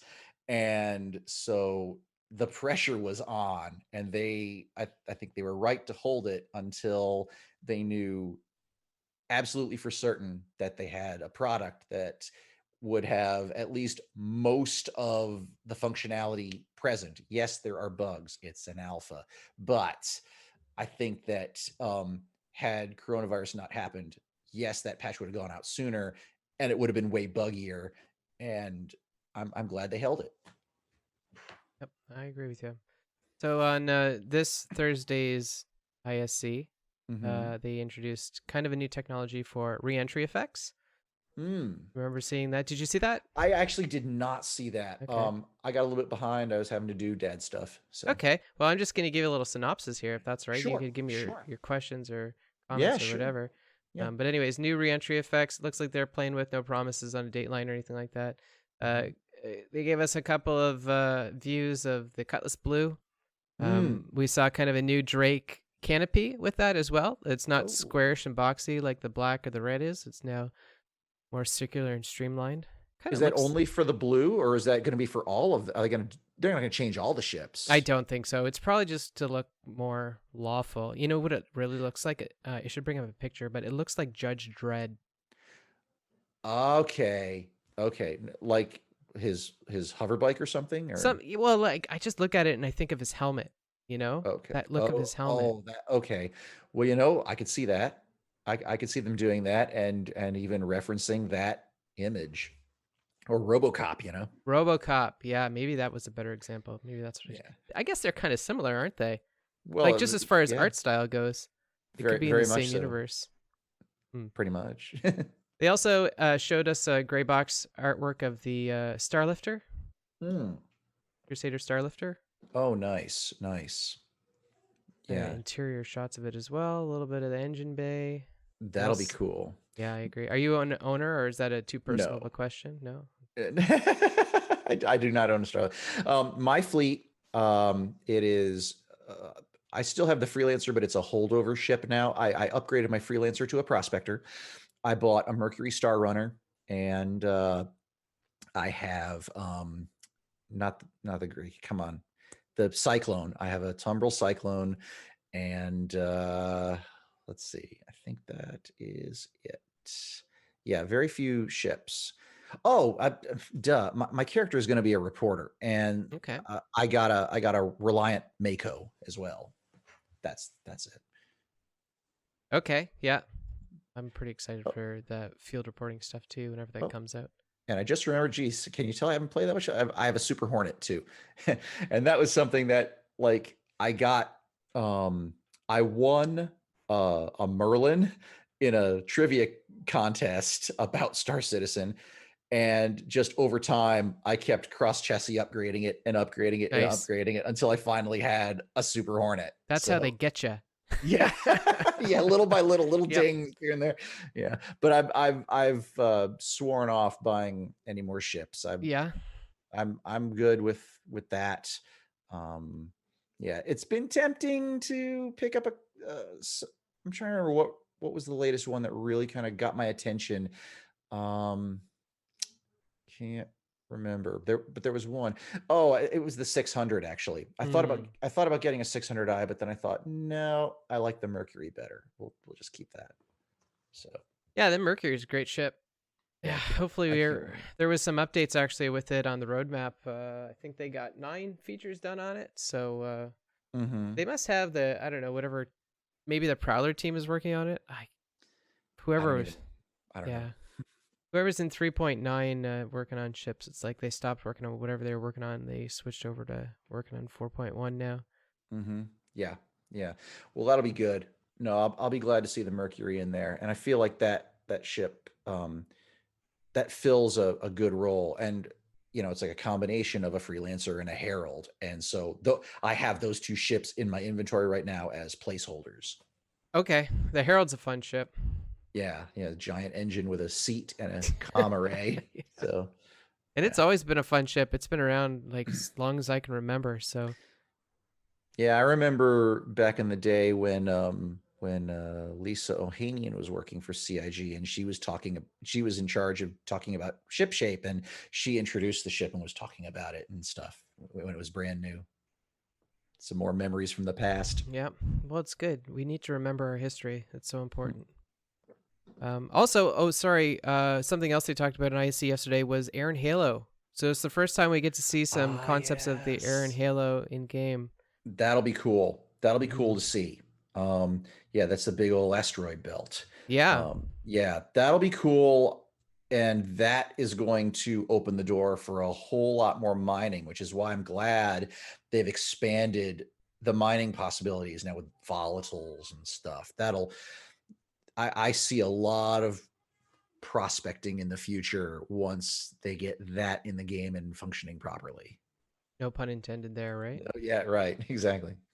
One thing I guess that's special about the Iron Halo is that it's too dense that you can't transit it through your quantum drive, whatever like that. You have to go through these gates, transit the Iron Halo. Mm-hmm. Mm-hmm. Yeah. Yeah. We gotta fly manually through the field. So Yeah, no, that's very exciting. yeah, What else it do will we be. got for there? I guess that's about it from the Thursday. And Yeah. then PvP bounties, I guess, were updated for 3.9. Mm-hmm. Contactless stuff was also added to the roadmap in 3.9. Yep. And now we're doing new Babbage stuff. So Crusader got bumped. How do you feel about that? Little disappointed. Yeah. I would have loved to have seen that world fully fleshed out, but I did hear talk about space whales that are going to be Yeah. the dominant life form, the indigenous life form in that gas giant's atmosphere or something, and that's gonna be cool to see. I will be very curious to see how they pull that off. I think there's great potential for that too. But I'm a little disappointed that we're not going to get to see Origin as soon as planned. But again, stuff happens, and stuff that was maybe not going to be in, you know, that that release will get pulled into it.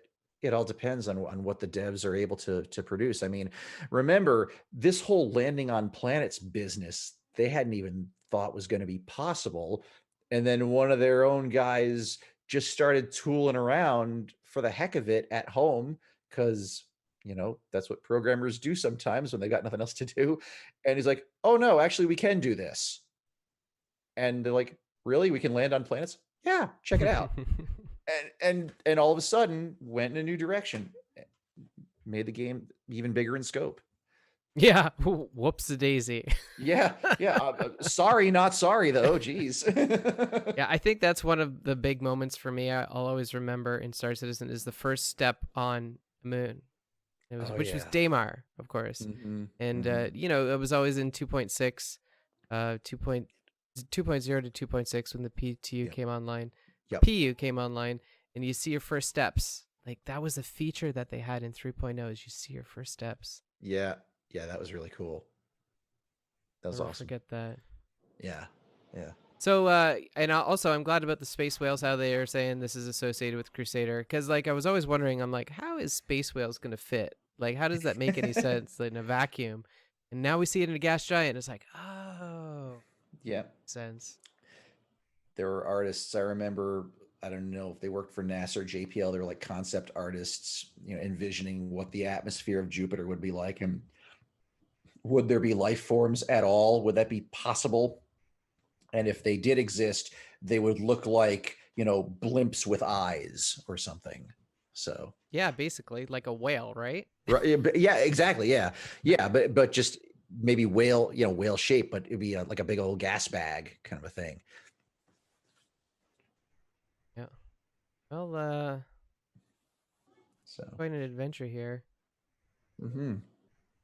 So anyway, yeah, I'm really looking forward to doing some more.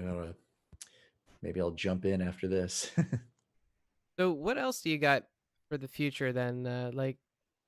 You talked about you got Operation Pitchfork. You're working on the theme for them. Yep, I'm working on that. You just recently did something for the yacht club. So Yep. what's your next 5 years looking like? You think? What do you see in the 5 years. next 5 years? Ooh, well, here's hoping that performing schedule gets back in gear and I get more composition commissions because I'm in that place now where careers evolve and I'm still able to play oboe. I think at a fairly good standard. You judge for yourself. You've got track one of Technobo, and that's the hardest track I have on there. But anyway, um, there is going to be a point where this is maybe not going to work as well as it currently does. And I do not want to be in a situation where I, have to have that very hard talk with a conductor. And it's like, maybe it's time to retire. And I do not want to be in a position where I have to put the horn down and go, oh no, now what? So I am slowly working on building up my composition part of my career. Mm-hmm. And like I said, Ring Dust and the Heroic Flight really helped with that. I have actually been getting serious commissions in, well, and the OPPF piece is a real commission. Marcus is paying me to write this. Mm, okay. And so yeah, I've also gotten some commissions from others, colleagues of mine. We negotiate a price and they pay me in installments, and I write the piece as they pay me. And we've got some really good agreements. I've got a trumpet sonata that's in the works. I wrote a violin sonata for a colleague. And that's not in my Ring Dust or Heroic Flight vein. This Mm. is in a very different direction. Mm-hmm. And that was at her request.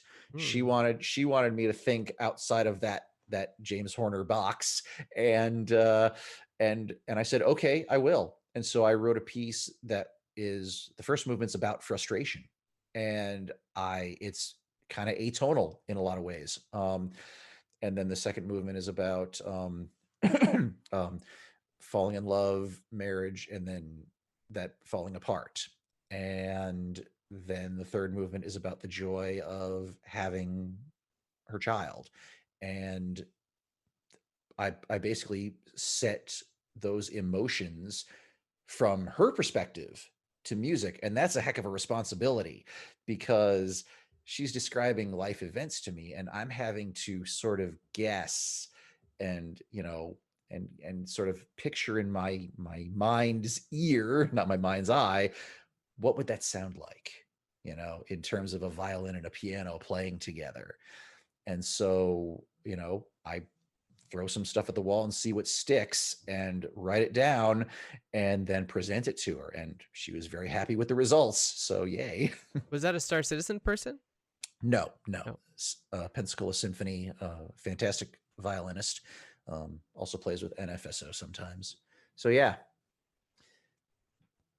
The is it Ring? Did Ring Dust was that the Pensacola Orchestra as well? Did No, perform that? that was the Northwest Florida Symphony Orchestra. Oh, But okay. but here's the thing: a lot of these groups in my area, it's like the same people, but they change names depending on where they're playing.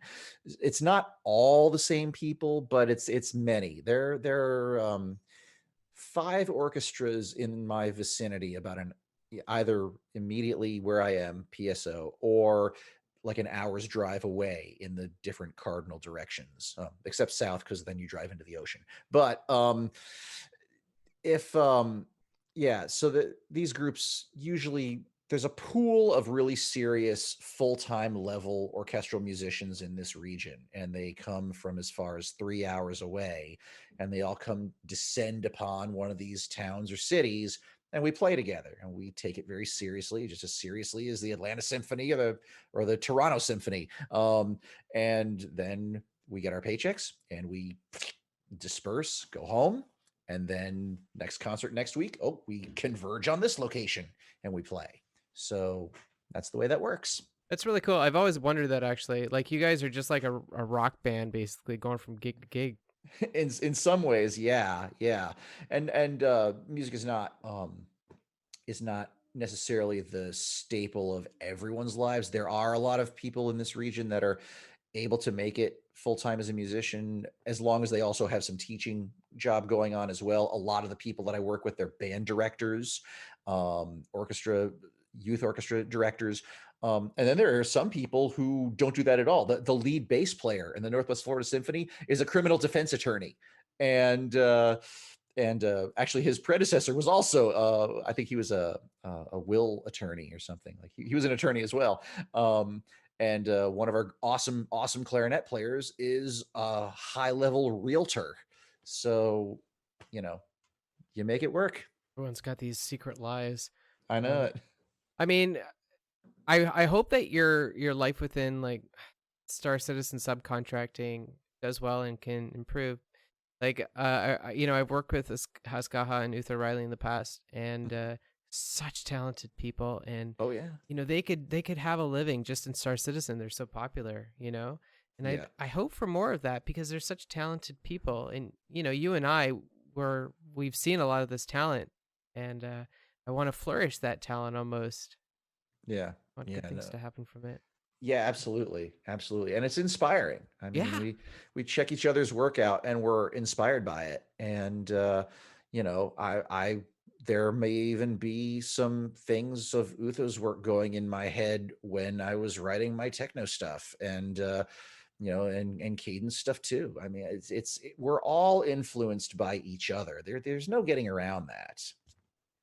you have outside of the Port Olisar soundtrack that you're involved in, or track that yeah, it's the soundtrack. The- Um, what's your favorite Pedro piece outside of that Oh one? man, and what's really cool is Pedro and I have talked about it. I've gotten inside his head a little Oh bit my, with please with elaborate. with well, just from a musical standpoint. Like for example, there's a very specific musical moment, an interval that he writes that to him represents his at the time newborn son. Um, and that was a long time ago.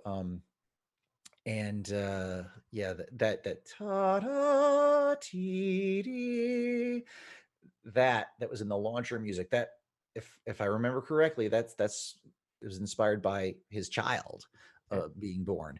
And yeah, and then the other thing is the Area 18 music. The Mm-hmm.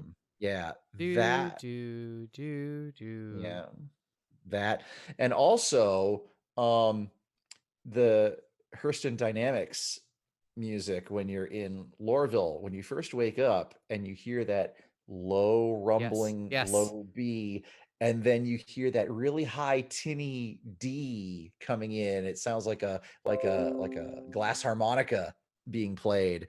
I love that. That is so cool. And what he did now, um, in I'm gonna music nerd out for a second here. Please do. That's why I'm Um, here. okay, in European countries, the note that we Americans, and I think in Canada, you also call this B natural, right?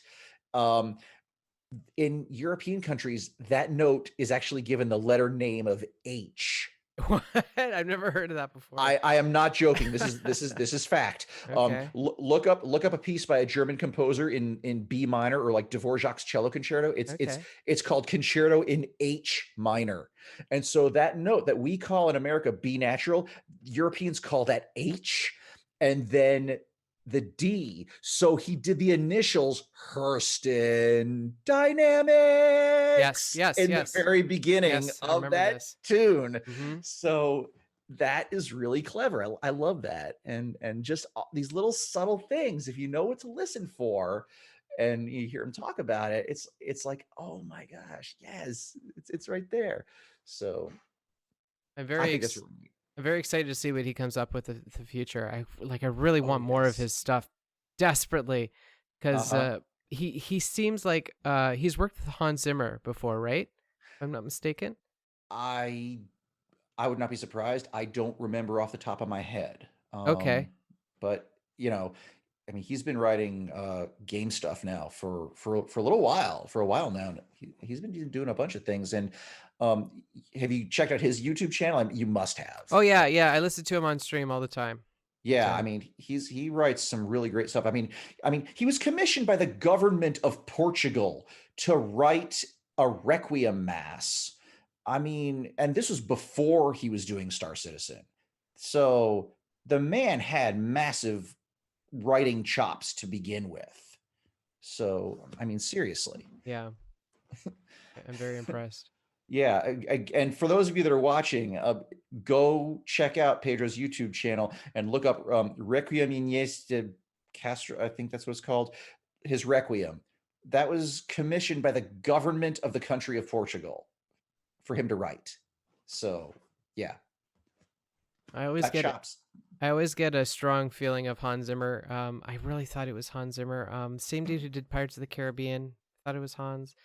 But Okay. anyways, I just hear lots of Hans in his music, and I think Hans is one of the best film Oh yeah. composers out there. Better than John Williams, and you can fight me You on think? that if you want to. It depends on my mood. Yeah. I loved his score to Crimson Tide. It was, Oh, that's like one of his best ones. yeah, Absolutely. I love that. I bought that soundtrack. Like I back in the day when I would buy cassettes, and I don't now. But yeah. That Crimson Tide soundtrack, that thing goes unnoticed because they use that for their football matches. I hear it on the NFL matches, and I'm like, Do they they? call it like Roll Tide or something, and I'm like, Uh-huh. that comes from Crimson Tide, like circa 1993 with Yeah. who is in it? Right. I can't remember now. Denzel Washington and Gene. Denzel Washington, yeah. Yeah. Yeah. But man, it was a good soundtrack. I remember it at the time too. I'll never forget the first time I heard that. Just so powerful, so Yeah. powerful, raw power. Well, and the reason why that movie was even called Crimson Tide, I mean, I'm sure you know. I mean, the football team of the University of Alabama is called the Crimson Tide, Oh, I didn't know that. and yeah, that's why. So that's why Okay. yeah. The football team at the University of Alabama is called the Crimson Tide, which is why they go Roll Tide, and the submarine, the ballistic missile submarine, was the USS Alabama. See. That's where that all comes together. And that's why when they went, and what do we say? Go Bama, and the whole crew goes Roll Tide. Okay. That's the football legacy there. One thing when I was talking with Dad Lando before, I had to mention, I'm a Canadian. I don't know anything about football. I don't know anything about the military. So Hmm. just Yeah. gotta be patient with me in that. Hey, fair enough. Yeah. My dad was a big military history buff, so I know a lot of that. I actually tried to serve, but I couldn't because my eyesight was so bad. I even won a band audition, but I failed the physical. I was declared 4F on account of my eyesight. I was too far gone. They actually had to measure my glasses, and then the petty officer that was there that was measuring my glasses, they said, "Can we see your glasses one more time? We got to triple check this to make absolutely sure that yup, I can't serve." So, oh well. Oh But well. but then I got the Pensacola Symphony gig not long after, so it all worked out. Yeah, I'd say a blessing and a curse. I mean, you've lived a heck of a life, and we're not over yet. We still have a bit to go, No. don't we? Yes, we do. Yeah. Yes, we do. I mean, you have to at least Crusader. You have to stick around for, and that's gonna I, be soon. hey, I intend to be there for when the TAL system, the furthest out system from the UEE, makes it into the game. But we all have big dreams. That's right. That's right. That's right. So we got. So you sent me some of your music here. How should we? Do you want to just kind of listen to that a little bit, or how would you like to manage that? Well, how much time do we have left, by the way? Well, we're 12 minutes over. So do you gotta Okay. you gotta split? Well, it's based on your time. I mean, you're not already being overridden by someone, are you? Well, Or nobody's yelling at me yet, so that's a good sign. okay, well that's No, good. no abusive messages. Well, okay. Why don't we do this? Let's get to the crux of this. I know Sure. you really like ring dust, but let's kind of remind everybody about how this whole thing with me got started Okay. and punch up the heroic flight. This was the piece that Wingman's Hangar made as their credits music. Okay. Um, And they only use the fanfare, but let it play out for a little bit. It's 5 minutes long total. So I'm gonna play this to the Google Drive here. Oh no. Oh wait, is this gonna work? How does this work? Here we go. Oh. Okay. Start from the beginning, maybe. yeah, There we go. Fanfare.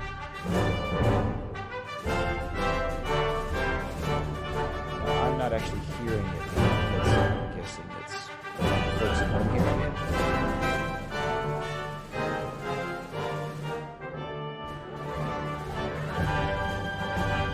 I really wish they had this in Star Citizen. There's been talk about possibly like when the game gets more development, like the old days museum and the possibility of like a replica of the original set for Wingman's Hangar, and maybe they'll play that in the background or something. There was talk about it, but not from any like the official CIG higher ups. I think it was like some fan mentioned it, and I think there was kind of a smile and a nod from someone at CIG, but I you know I'm not counting on that happening. But it'd be cool if it did. It's really like, in my opinion, it's one of those tracks that it was misused. Like I do appreciate Wingman's Hangar, but this part here, 26 seconds in, after the whole fanfare part ends, this is like we're off into space now. It's like this reminds me of the end of the title crawl in Star Wars in the beginning. You got that big fanfare, and then all of a sudden we're moving away from the credits now, and we're looking at the stars. Do, do, do, do, do, do, do.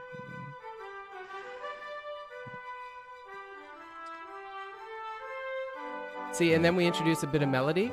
Hey? Yep. Flute, oboe, trumpet, and clarinet, actually, all four of us. And then I've got a couple little oboe solos in between the trombone lines. It's almost like retro. It reminds me of like 1950s, 40s kind of army march. Oh, no, yeah, I can see that. Well, and inspired by flying music. In fact, yes, I'd say that the score that really influenced this piece, the more I think about it, was a movie from the 1980s starring Kirk Douglas called The Final Countdown. It was about the USS Nimitz going back in time to when Pearl Harbor was attacked and potentially maybe saving the United States in this fictitious alternate universe, but then they got sucked back through the time portal and didn't get to do it. I'd really love to just be a part of this process. I just have such a passion towards this music, and man, like I lack a skill, but boy, I have opinions. Well, you got to know what you like, and I think that's the problem. Is I listen to stuff and I'm like, geez, what would I actually want? Like if I had an ultimate theme for this stuff, well, I don't even know. I don't even know where to begin. There's just so many favorites. I'm gonna keep this going though. Sorry, I keep stopping because I'm listening and I'm thinking. Yeah, it's cool. More French horns here. Oh yeah, there's horns. And actually, there's a there's a little story about this. When I was writing this, I asked Wingman. I said, "Do you have a favorite instrument that you would like to have me write a long solo for?" And I think he didn't know what the heck to say, so he just wrote back, "The oboe." And I said, "Okay, this is going to be your fault." So I wrote a long solo for myself toward the end, but I would have given it to any instrument. I figured he would have said something like, "Oh, the trumpet or the violin or something," or the bassoon. But nope. I think I don't know if he was like dodging the bullet or something, or he thought he was. But no, he just said the oboe. And he answered it in a text with a question mark. And I'm just like, okay, if that's what you want. So I would have said harp. You know that? Like I am so in love with Justin Hurwitz's rendition of First Man. Are you familiar with that? Not so much, but I mean, I love harp. We've got some awesome harp virtuosi in my neck of the woods who are very, very difficult to schedule sometimes. I mean, you have to book them almost a year in advance Really? for your concerts. Yeah.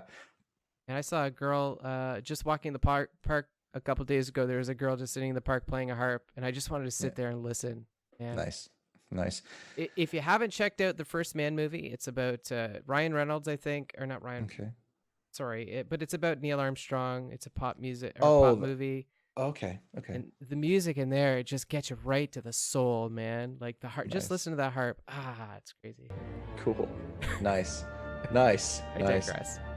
Nah, it's remember, I'm spending a lot of time practicing and preparing to play Debussy and Brahms and Beethoven. But yeah. In fact, my very last concert, and I tweeted and Facebooked about this.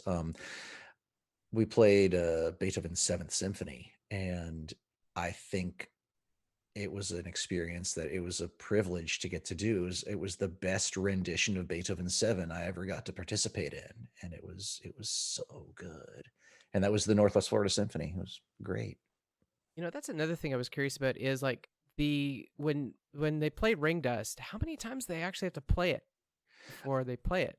Well, what you heard, that recording was the concert, the actual world premiere performance. Um, and when you rehearse a piece of music, if you're a professional, I mean, these are professional people that you're getting paid to play, you're not getting paid to mess up. So your job is to practice your part and have your part ready for, the first rehearsal in a perfect world. Now, in reality, a lot of people come in, sometimes they sight read on the first day, and then and the conductor works with what he's got or she's got and puts it together, and then says, okay, now we've had this rehearsal, everyone go home and practice and come back for the next rehearsal with it more polished. And that happens. And a symphony cycle in my area, it's 4 days. It's 4 services. It's 3 rehearsals and then the performance. Or sometimes it's 5 services. Like we'll have a Tuesday night and then a Friday double. So Friday afternoon, Friday evening, dress rehearsal on Saturday afternoon, and then the concert Saturday night. And that's it. Okay. Yeah, I'm fine. Just coughing. So for Ring Dust, what did it feel like when you were there and you're just like listening to them? Were you there for rehearsals? Like, what was it like? Just like being a I'm part in of the that? orchestra. Oh, I'm Yeah. there. I'm playing in the orchestra for this. So yeah, I'm there. So yeah, it's an amazing experience to be in the center of all of this.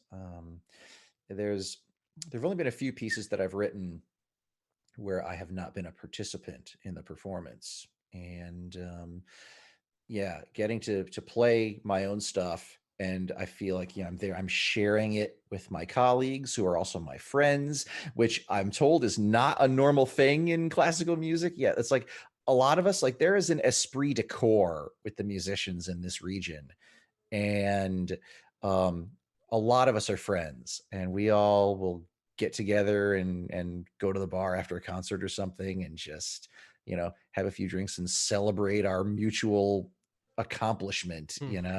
And yeah, it's awesome when we get to do that.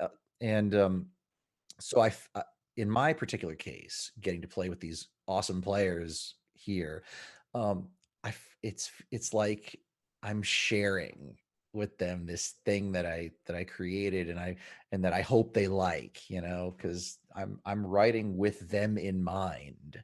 So it's a thrill, it's a great experience. Can't really say much beyond that. Yeah, I can't imagine that. Okay, sorry, I'm just going back to Heroic Flight here. Yeah, I keep digressing. that's all right. Again, I cannot hear it where Oh, you you can't are. hear it? I can't hear it at all. That's okay. Don't change it. If as long as your viewers can hear it, that's fine. Yeah, I mock you up. Let us know if you can hear it or not. I wish I had more knowledge about the construction of music, because I could describe to you if this is a bridge or like what part of the track we are at. 2 minutes and 50 seconds in. Okay. Well, I have my phone here thinking I've got Twitch on my phone. I suppose I could just listen with a slight delay. Listen to your percussion. Like, you are so good with this percussion. It's got so much character. Thanks. Like, do you realize this? Do I realize? Yeah. This? Amazing. I love it.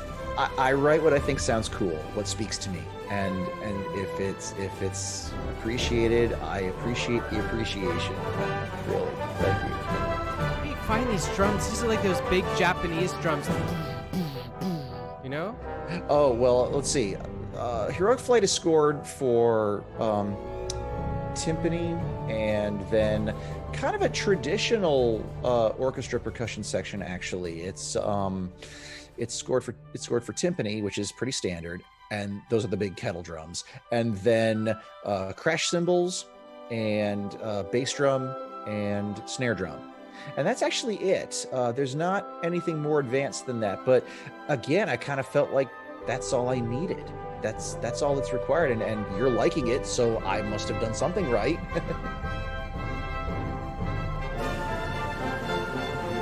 Well, percussion is so dramatic. It just gets you right in the emotion. So it's like the fundamentals of humanity is through percussion.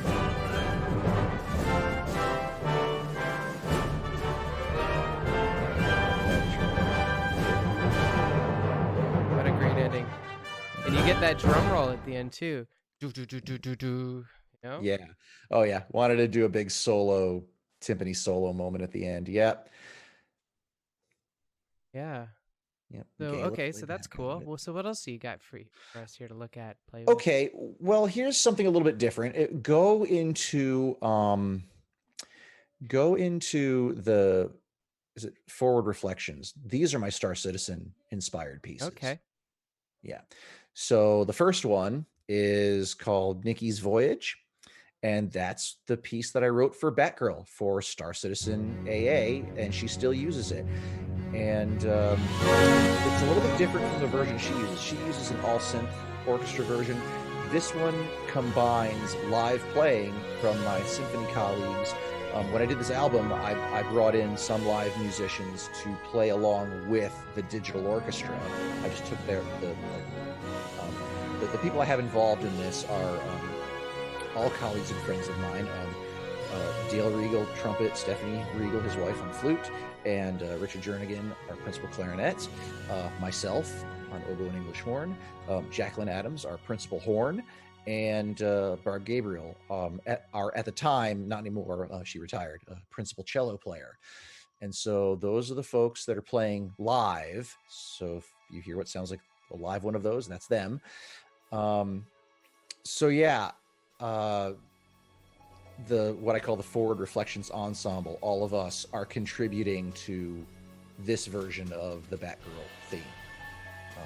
But the version that she uses on SCAA normally is not this. Sometimes she has used it for special episodes, but she didn't want to change up her title screen and ending screen, and I understand that. That's fine. And listen to your percussion again. You get these bells in the background. It's like there's steps. Do do do do do do. And Yeah, you get like cymbals as well. It's like cymbals is your texture almost in this music. Yeah, I do hit the crash cymbals quite a few times in some of these. When I listen to them now, sometimes I think I overdid it, but at the time I just wanted it to sound explosive. So like a big dramatic announcement. It's the Batgirl show. So yeah.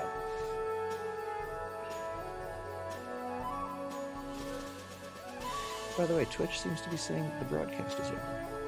Is it? Are we still going? Oh, no. Okay. No, it's still going. Okay, I see it.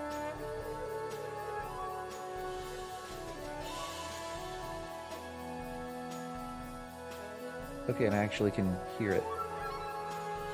That's good. Sounds good on your end? Through my phone, yeah. Yeah. Yeah, good. It's kind of funny hearing myself delayed. I said it, and now it's coming back through. It's the hardest thing. Drives me bananas for me. Listen to myself. So here we have, you know what I like about this track? I was listening to this one last night actually, is that the whole part you got these bells or whatever they're called. It's just, it goes to the whole thing. It's the Glockenspiel, that the official name. Sometimes they call it bells. It's orchestral bells. Yeah. You always come back to that though in this track. We go off on this little audio adventure, and then we'll come back to the Glockenspiel again. And that's kind of the idea when I wrote this piece was I had already written that fanfare at the very beginning in F sharp major, and then I wanted to expand on it. And so the idea was it's Batgirl flying through space, and she lands at Area 18 or on Terra or some really well-lit metropolis, and then she visits the spaceport and then wanders around the city and then goes back to her ship and flies away. And that was the idea. Okay. It feels like we're definitely in like a city right now, in a marketplace. Are we at the part with me and Richard playing duet? It's a xylophone right now. Oh no, not yet. Do, do, do, do. Okay, no, there's going to be a jazzy moment here with oboe and clarinet. Oh, I think I remember that. Here it is. Here, this is it.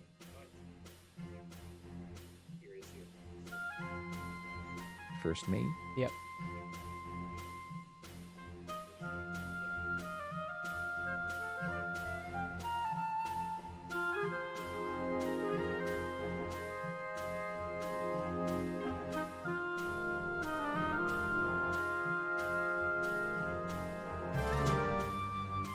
And then we change key. Yeah.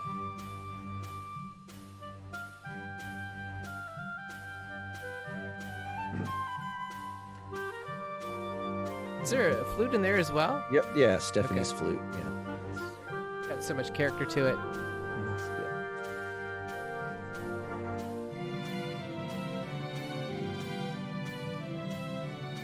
And then we're gonna come back through. It's like going back through the spaceport and then back into the ship. So the piece comes full cycle.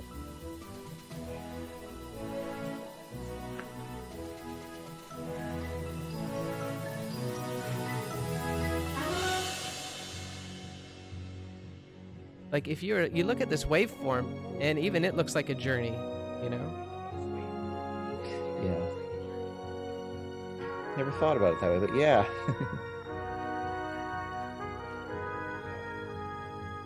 Now we go back to space.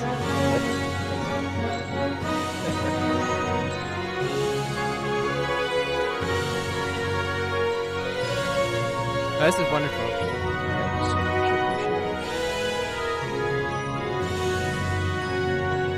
Now, the other piece that we should definitely listen to from this set would be the next one, the Overture to the Movers. This was a piece that I wrote for Marcus and Sarzu, the Colonial Movers. And it originally just had this march featuring the French horn, but now I've added this beginning to it. And this flute melody is Kin Shadow's theme.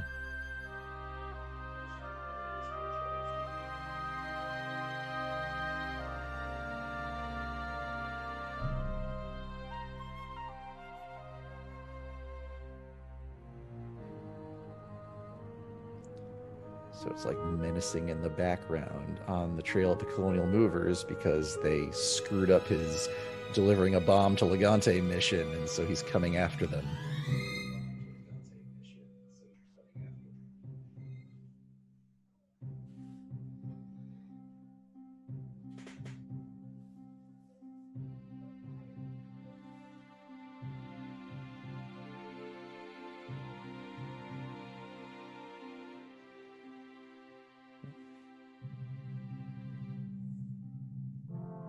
So the real melody will be coming in here. Played by the solo horn. There's the harp. Mm-hmm.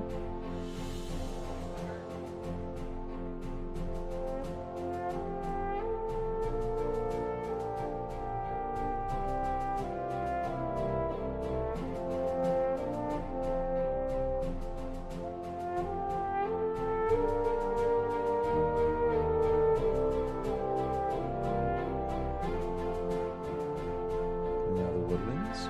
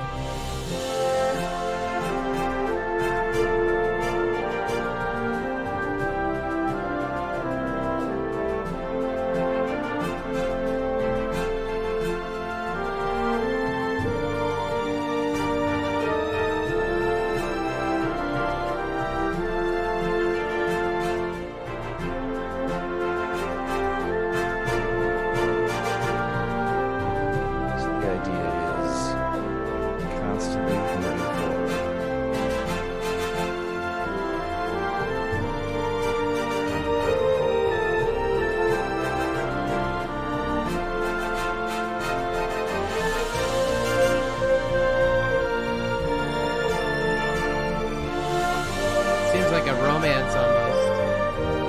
Oh, interesting. I hadn't thought about it that way. My thought was two brothers flying a cargo ship in space, moving stuff. Really, that was all I was thinking of.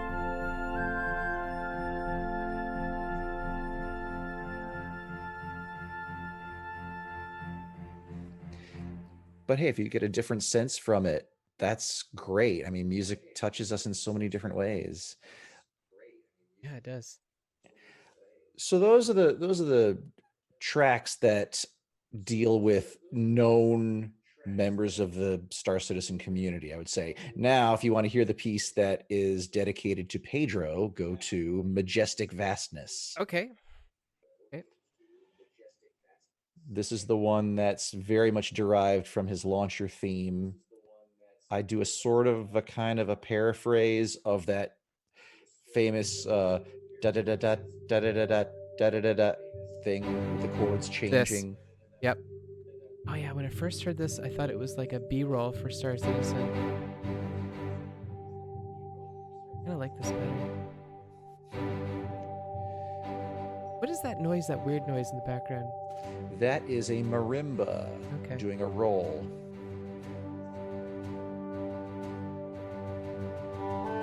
Here comes English horn.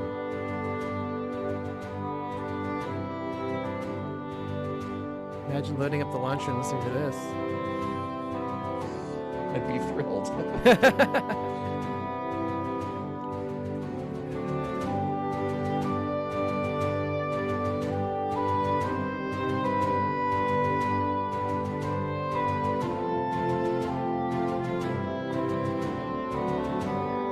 I recorded that melody several times, almost as many times as I did the thing for Port Olisar. My reeds were fighting with me, and so I remember I took a break and I tried to listen to other live English horn playing to try to make myself feel better, saying, see, they crack notes too, but I couldn't find any. And so I was like, okay, get real, practice, make better reeds, and fix this. So I did.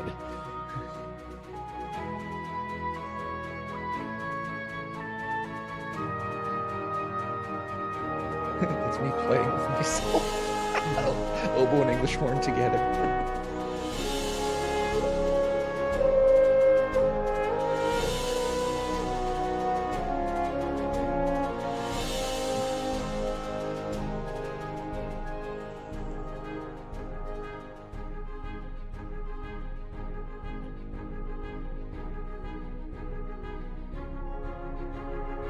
So this is the part that's like the launcher music.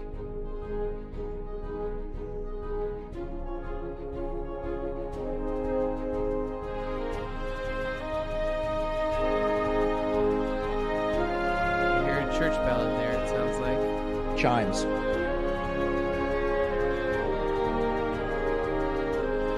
Chimes. These are big chimes. Yep. Tubular bells. Okay.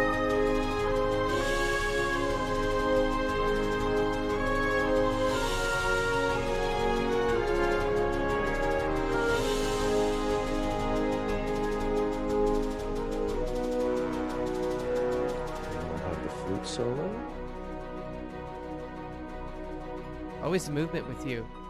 Everything's very dynamic.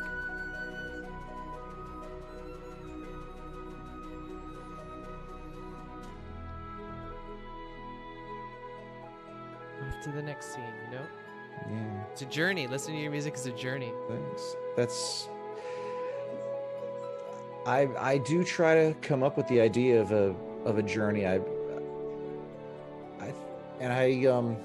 have only recently sort of nailed down what you just said in my own thinking about it. Like it wasn't a conscious thing. I love this flute solo, by the way. Yeah, Stephanie's awesome. Is she played this? This is a recording of her? This is her. Yeah.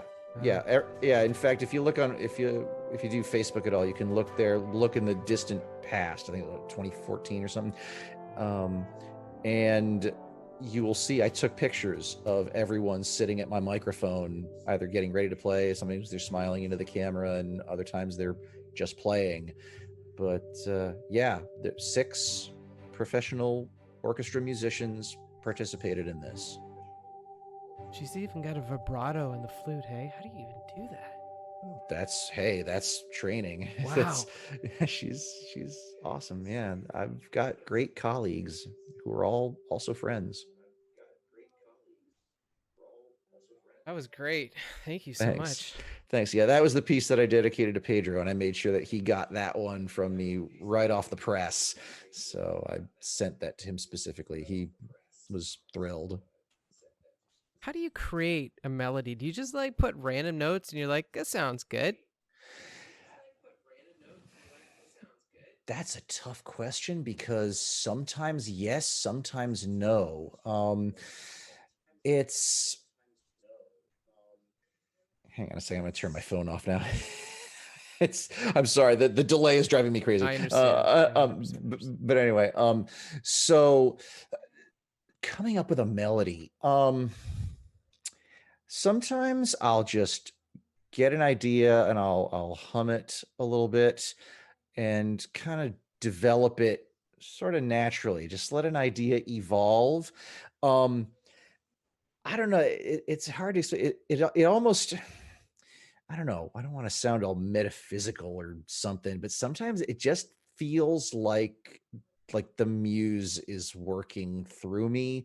It's weird. Like I get inspired, I get an idea, and it may not be perfect at first, but it's like I get a hook in my head, like an idea, and it's sometimes a small. It's usually a small idea, and then I write it down, or I'm singing it to myself, and then that generates another hook.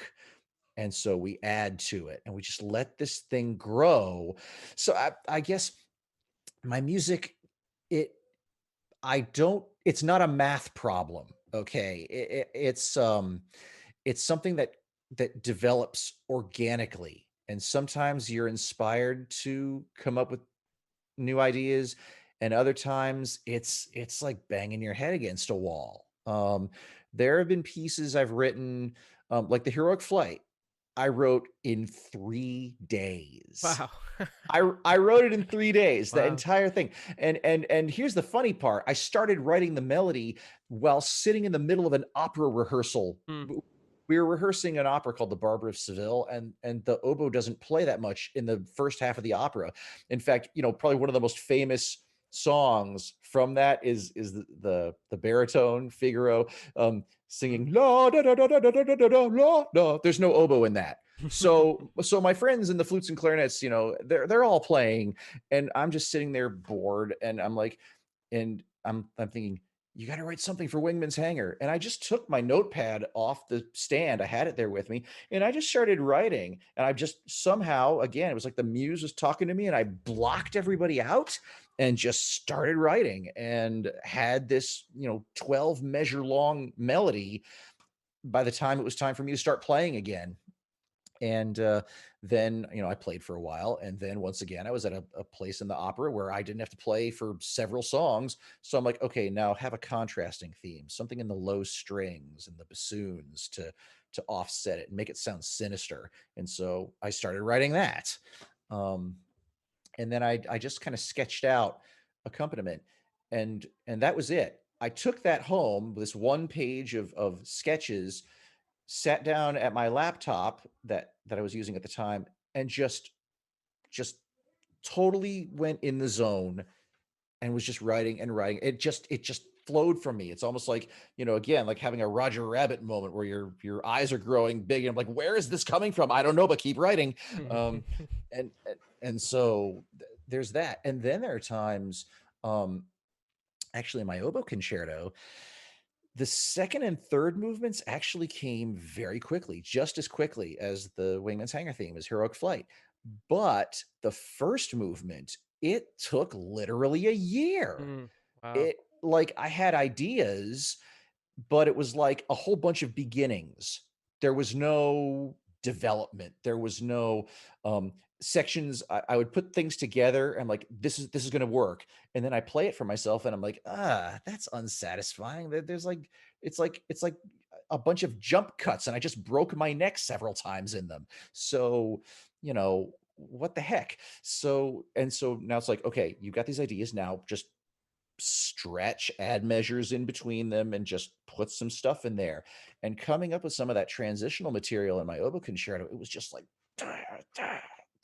it really was. It just drove me crazy for a while. And then you walk away, and then you come back a few days later, and you sit down and you listen again. You always listen to what you've written so far, and you're thinking, okay, does this need more, or am I satisfied with it? And it's like, I think this needs more. And now that I've walked away for a few days, I think I know what I can do. And then a hook shows up again. Hmm. And it's like, okay, let's work with this. So that's kind of my process. Sometimes it's fast, sometimes it's slow. Writing the violin sonata took a while.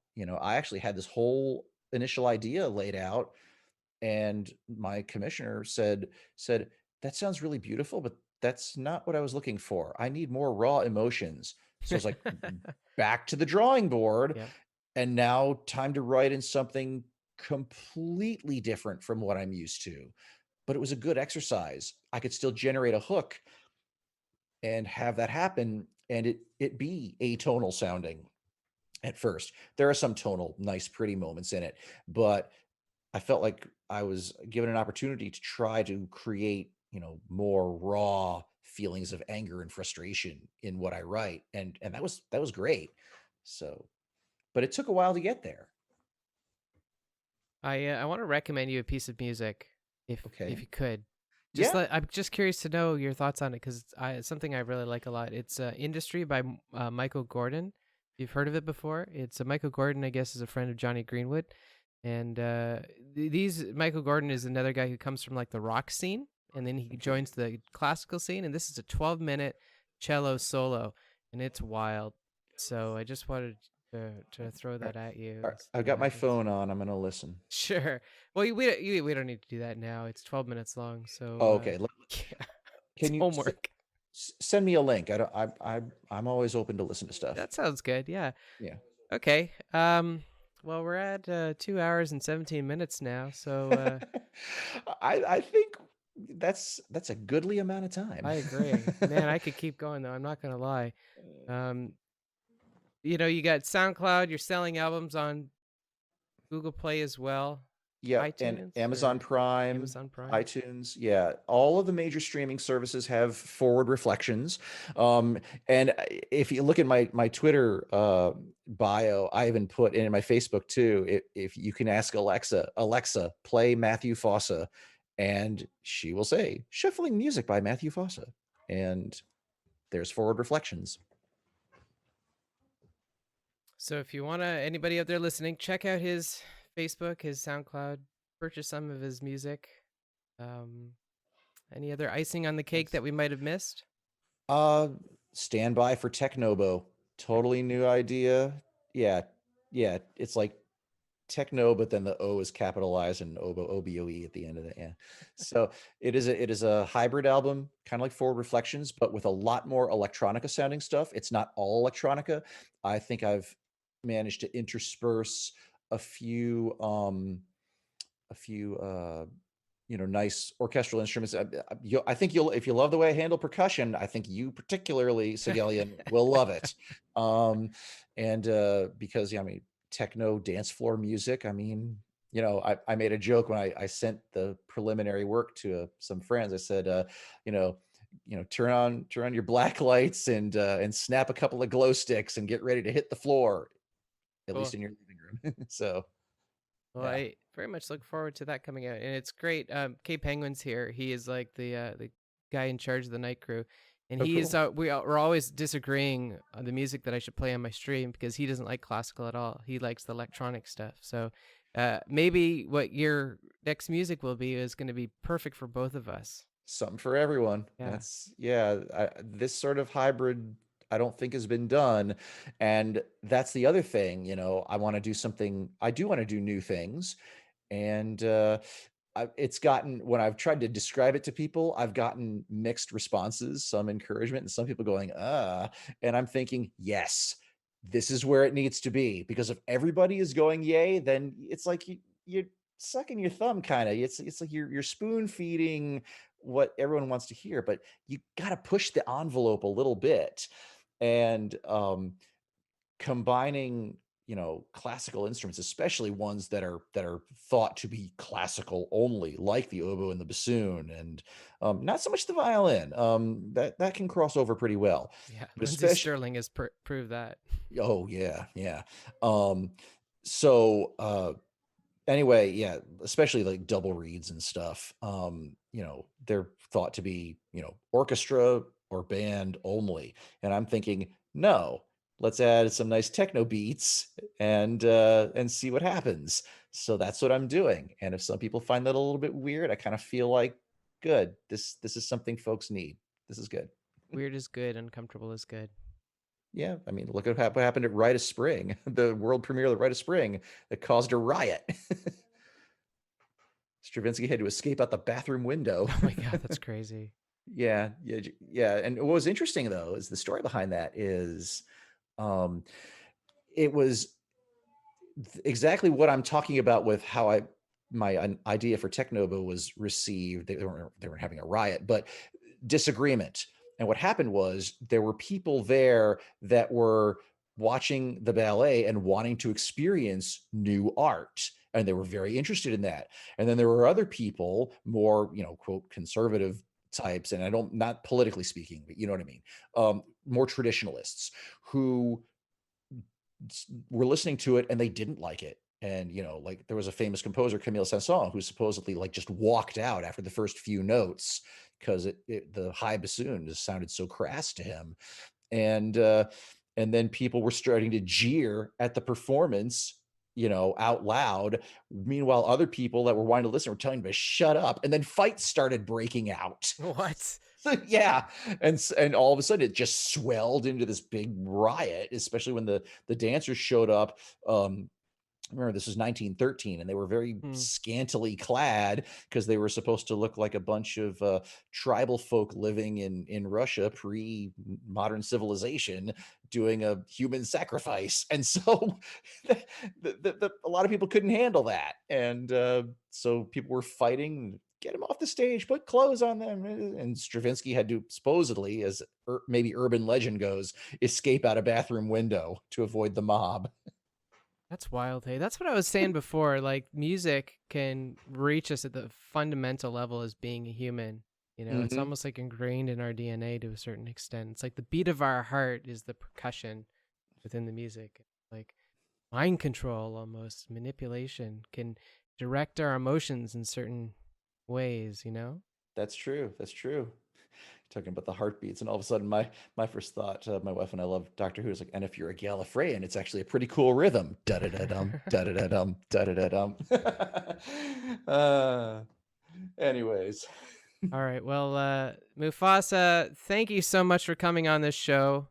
And thank you so much for having me. I really appreciate it. It's been a while since I've gotten to chat with a streamer about Star Citizen. It's great. yeah, well, it's a little Star Citizen as there is. And, stop by the stream sometime. I always listen to classical music, and we'll spin up some your music as well again in the future. So, Thank you so much. Will do. and thanks to all you guys watching today. Thank you, everyone. We'll see you next time. Ciao.